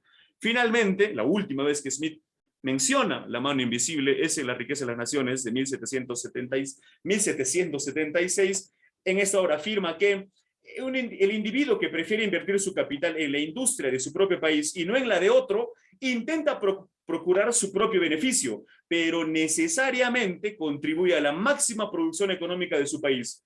Y entonces, afirmó Smith, en este caso, como en otros muchos otros, el individuo es dirigido por una mano invisible para promover una finalidad que no es parte de su intención, y no siempre es lo peor para la sociedad que esa finalidad no sea parte de su intención, lo que nosotros llamaríamos ahora como las consecuencias no intencionadas, o quizás desde un punto de vista de la teoría económica más familiar para ustedes, el tema de las externalidades. Es una externalidad negativa, una externalidad positiva, pero es un resultado, una consecuencia que no estaba en los planes iniciales de la persona que va a actuar o de la empresa que va a realizar, por ejemplo, un proceso de producción y demás. Les agradezco mucho, estimados, por su atención. A la mano invisible de Smith le agrada este curso y que me hayan escuchado hasta las 9:40. Así que a nombre del Colegio de Economistas, de CKD y de AEA, les agradezco por su atención. Ojalá hayan algunas preguntas. Tenemos todavía 10 o 15 minutos quizás para no abusar tampoco de sus horas de descanso. Voy a dejar de...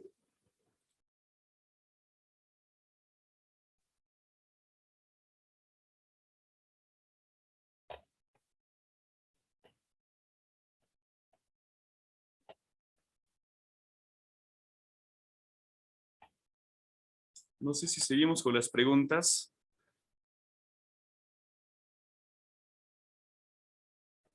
¿Hay preguntas o los he dormido a todos? Les voy a pasar la... Lester, sí. A ver.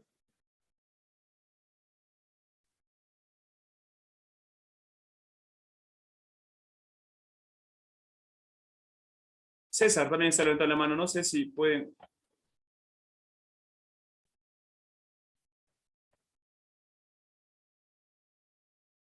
Dice que no se le permite. Seguro no han yapeado, pues. ¿Por qué no yapean?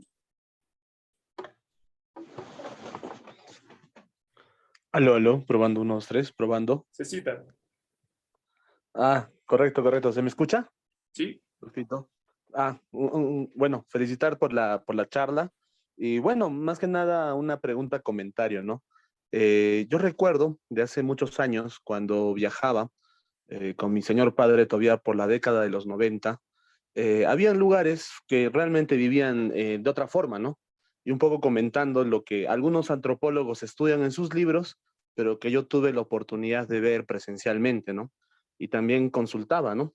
Era así un mercado de espinar en el cual hacían el mercado, pero no como nosotros lo hacemos, con dinero, sino que ellos lo hacían con productos, siendo que iban e intercambiaban, ¿no? Y algo que me pareció curioso y que, bueno, ahora después de tantos más años puedo llegar a interpretarlo de otra forma, pues era que el trueque que ellos hacían no se daba bajo un factor pues de escasez-abundancia, puesto que en gran medida no sabían qué producto era más abundante que otro, sino solían usar medidas de trabajo hacia los productos, siendo que, por ejemplo, ellos que más o menos conocían el tiempo que demoraba y el esfuerzo que se tenía que dar para la cosecha de un producto como podía ser habas versus lo que era uno de maíz versus lo que era uno de, digamos, de coca, tendían a usar ese factor de trabajo como un medidor, ¿no? Esto es interesante puesto que conocemos, ¿no? Que algunos amigos suelen usar algunas teorías de valor trabajo, ¿no? Y podría decirse que en estos lugares como que tendían a usarlo como el parámetro. Sin embargo, a medida que llegan desarrollándose la ciudad, el Cusco en general, la provincia, la región, el país, pues dicho trueque ya ni siquiera existe en la imaginación de las personas, ¿no? Entonces, ¿no será que de igual forma, quizá en todo el mundo, de manera intuitiva, las comunidades tendían a generar, debido a que vivían unos con otros, ¿no?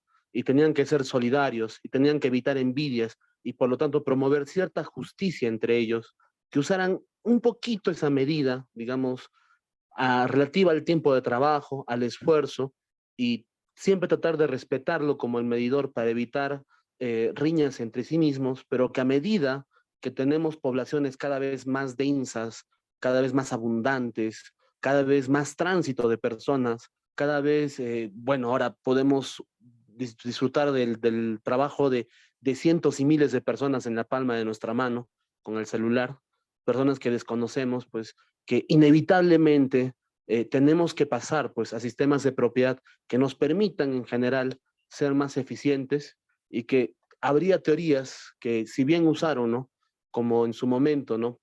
El imaginario andino para promover un protocomunismo, pues este solamente serviría pues para sociedades que primero son pequeñas, segundo, no hay tránsito en las mismas y tercero, o sea, están tan fuertes en esos grupos pequeños de interactuar solo entre ellos que ya pues es por obligación, ¿no? Pero en la medida que toda sociedad no funciona así, pues va a tener que ser capitalista.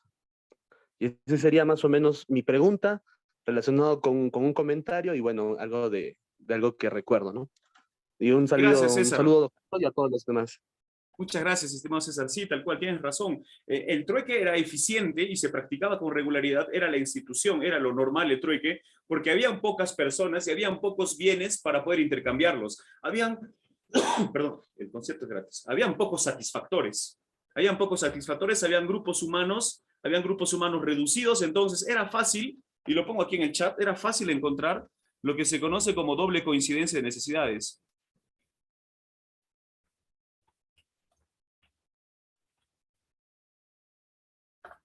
El trueque es doble coincidencia de necesidades o intercambio directo. Y eso solamente se conseguía pues cuando había poca gente y habían pocos bienes valorados para poder intercambiarse. A medida que las civilizaciones se van haciendo más extensas, más complejas, se van haciendo más complicadas también, entonces era difícil encontrar doble coincidencia de necesidades. Era difícil encontrar a alguien que a cambio de un plumón quiere entregar un encendedor.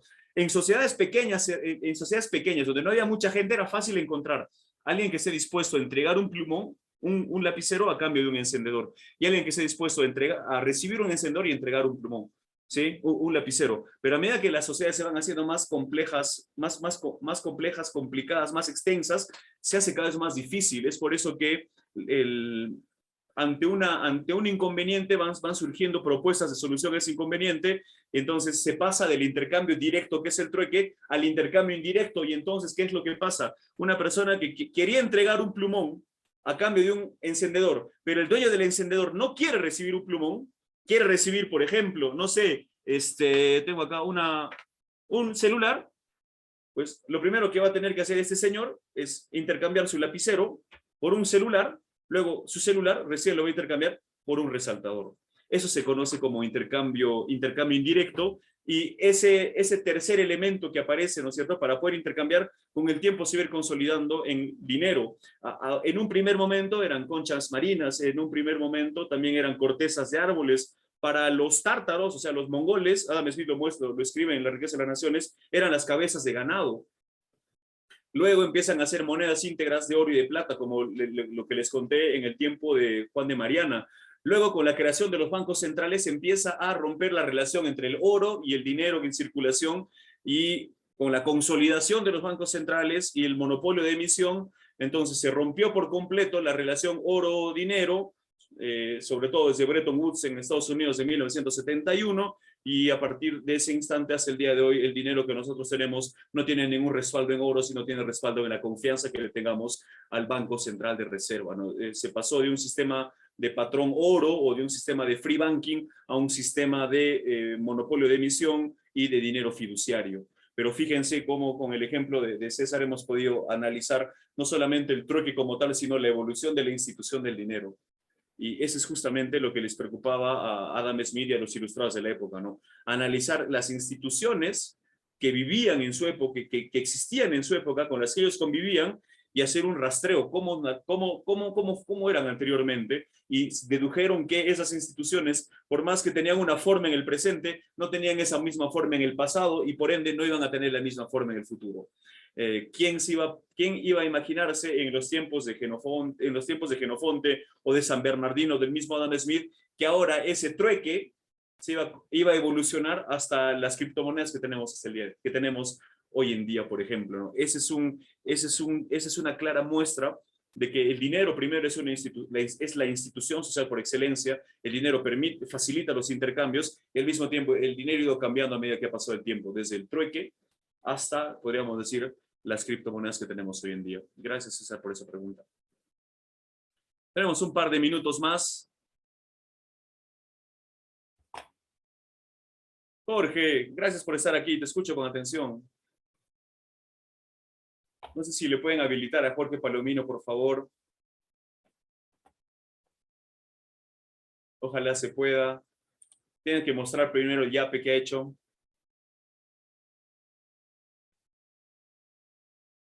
Ya saben, quieren preguntar, yapean. Si es una pregunta difícil, yapean el doble. Si o no, se les devuelve el yape. No sé si se puede habilitar a Jorge. No se puede, dice Jorge. No sé si estarán por ahí los...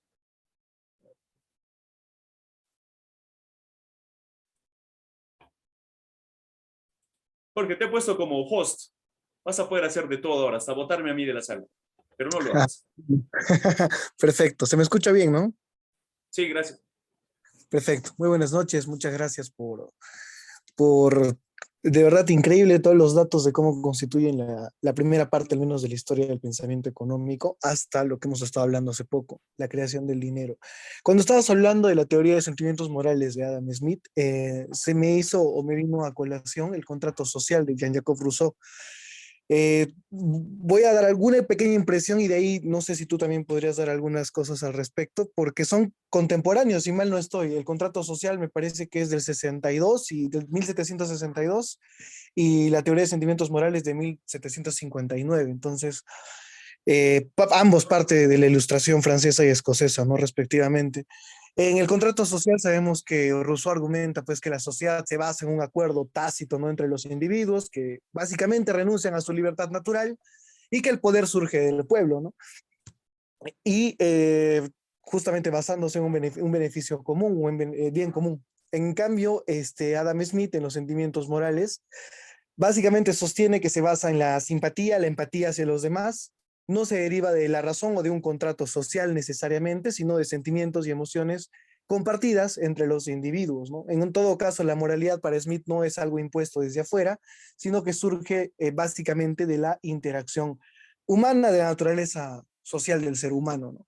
Entonces, si bien es cierto, ambas obras son diferentes y defienden cosas distintas, como Rousseau defiende la necesidad del Estado y demás, sí veo que en ambos enarbola, digamos, la necesidad de tener estos buenos valores en la sociedad, que además son componente fundamental para el intercambio en la economía, ¿no? Entonces, no sé cómo podríamos ampliar un poco eso. Se me ha quedado el sabor ahí de Rousseau en lo que mencionabas. Gracias, Jorge, muy amable. Cuando hablamos de Adam Smith, yo les mencioné el tema de la ilustración, ¿no? La ilustración escocesa, la filosofía política escocesa. Es interesante porque la ilustración que es más conocida es la ilustración continental. O sea, me refiero a la ilustración francesa y a la ilustración alemana. Es por eso el sapere aude de Kant, del atrévete a pensar, y también está por eso el tema de los enciclopedistas, como Diderot, por ejemplo, en el caso de Francia. La principal diferencia entre los ilustrados continentales y los ilustrados escoceses en particular, no digo anglosajones, digo escoceses, es que los ilustrados escoceses reconocían que la razón tiene límites. Reconocían que la razón tiene límites, mientras que los ilustrados continentales abusaban de la razón.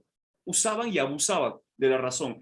Ellos sí pensaban que podía existir un filósofo rey que pueda ordenar una sociedad a través de mandatos. Una persona muy inteligente y que a través de mandatos ordene la sociedad.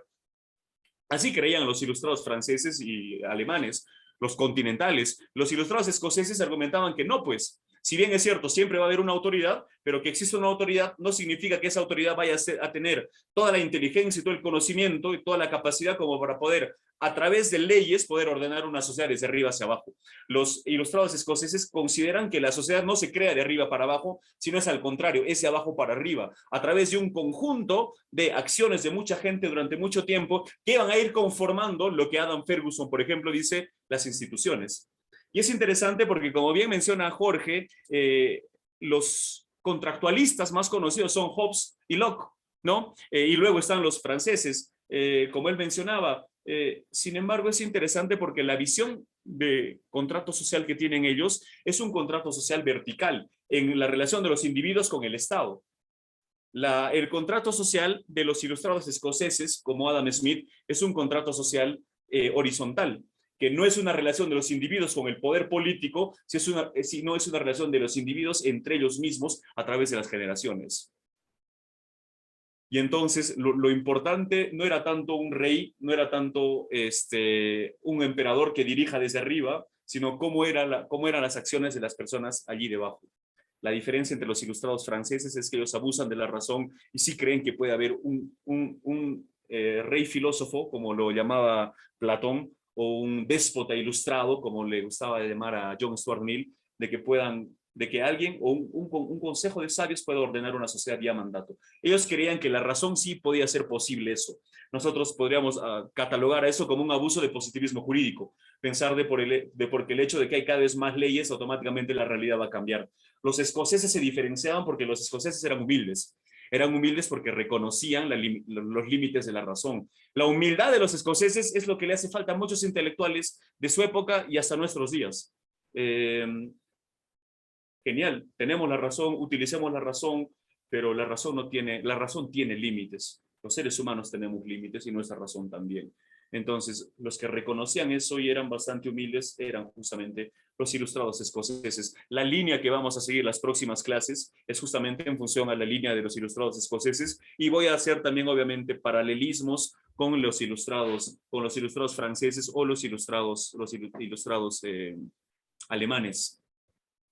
Esto es realmente interesante. Sí, es bien potente eso de la humildad. Es por eso que también, así como los franceses y alemanes pensaban que se podía ordenar la sociedad con mandatos, también hay gente influenciada por ellos que piensan que pueden ordenar el mercado vía mandatos, que pueden regular el mercado vía mandatos. Y eso es básicamente, eso es prácticamente imposible. Se ha intentado controlar el mercado desde hace 4000 años antes de Cristo. Hay un texto muy bueno que se llama 4000 años de controles de precios y salarios.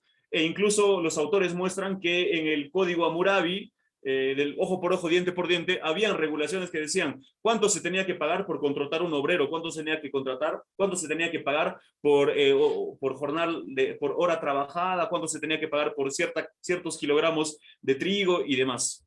Y pues nunca se ha podido regular el mercado porque pues el mercado es un orden espontáneo donde actúa mucha gente que tiene muchas cosas en su cabeza y no puede existir alguien o un grupo de personas que tengan la capacidad de saber lo que las demás personas quieren o tienen o qué medios tienen para poder tomar buenas decisiones y poder cumplir sus objetivos, sus metas, sus anhelos.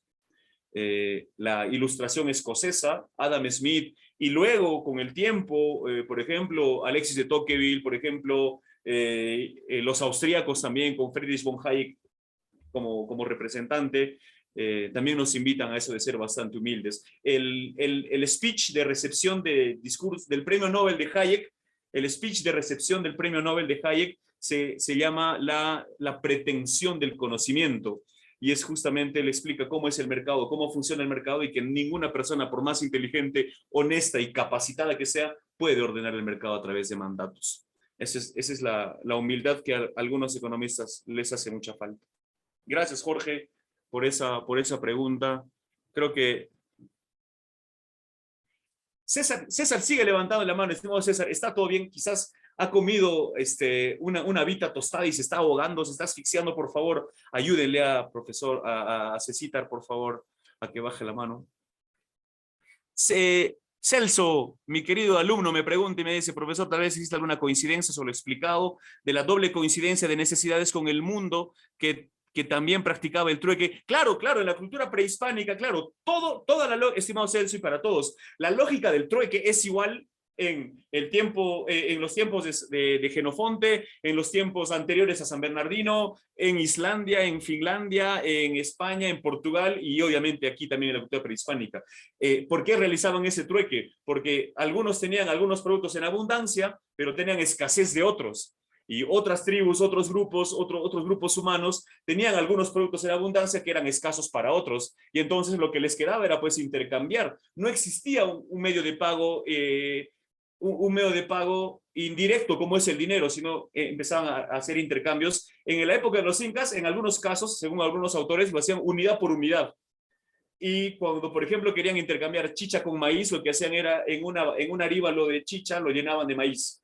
Entonces, la misma cantidad de líquido que podía entrar en ese aríbalo era la misma cantidad de maíces y así realizaban el intercambio. Lo mismo, ponían como que una queperina al suelo y lo llenaban de productos, lo cerraban como si fuera una bolsa y decían, no, yo te estoy entregando esta bolsa llena de este producto, ahora tú me tienes que hacer esta misma bolsa llena pero de otro producto. Y obviamente las valoraciones que iban teniendo ambas partes no son valoraciones iguales, porque tú no intercambias a un producto que para ti vale 10 para recibir un producto que para ti vale 10. Tú entregas un producto que si para ti vale 10, recibes a cambio un producto que es más que 10, en términos subjetivos, obviamente, en términos de utilidad, no en términos de precio. Gracias, estimado Celso, por ese comentario. Gracias.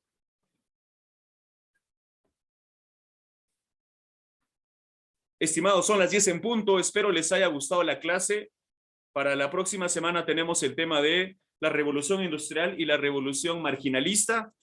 Vamos a hablar a la próxima semana de Marx, vamos a hablar acerca también de Menger, von Baberg, Walras, Jevons y Menger. También vamos a hablar un poco acerca de Karl Marx y su teoría del valor trabajo. Hay un grupo de WhatsApp al cual los ha ido agregando Bruce. Por ese grupo de WhatsApp les vamos a compartir las diapositivas y también algunas lecturas que yo creo convenientes para poder ampliar un poquito más estos temas tan interesantes, y en verdad son temas bastante profundos. Hay muchas cosas que han quedado pendientes, han quedado muchas cosas que se han quedado en el tintero, pero bueno, como dicen, el tiempo en televisión es corto, pasa rápido, así que lo mismo ocurre aquí en Zoom. Estimados, muchas gracias por su atención. Creo que ya nos vemos a la próxima semana. Espero estén todos muy bien. Les reitero mi agradecimiento por su presencia. Espero verlos al próximo jueves. Agradecer también al Colegio de Economistas y a CKD. Permiso, chicos, que les vaya muy bien a todos. Gracias, Alexis, por ese comentario muy amable. Y les mando un fuerte abrazo. Gracias, Jorge, por participar. Gracias, Cecitar, por participar. Gracias a ustedes por su presencia. Excelente, excelente. Los dejo en libertad entonces. No les quito más tiempo. Saludos, Derek. Profe Rafa, un abrazo. Gracias por estar aquí. Un honor para mí. Celso, cuídese. Aprovechen, a las 10 de la noche va a dar la repetición del clásico del domingo, así que pueden ver otra vez y quizás gana la U. Saludos a todos. Nos vemos el próximo jueves. Saludos, saludos. La repetición a las 12 de la mañana también, quizás gana la U. Griela, gracias a ti por estar aquí. Gracias a ustedes por estar aquí. Ojalá no les haya aburrido mucho. Nos vemos el próximo jueves. ¡Chao!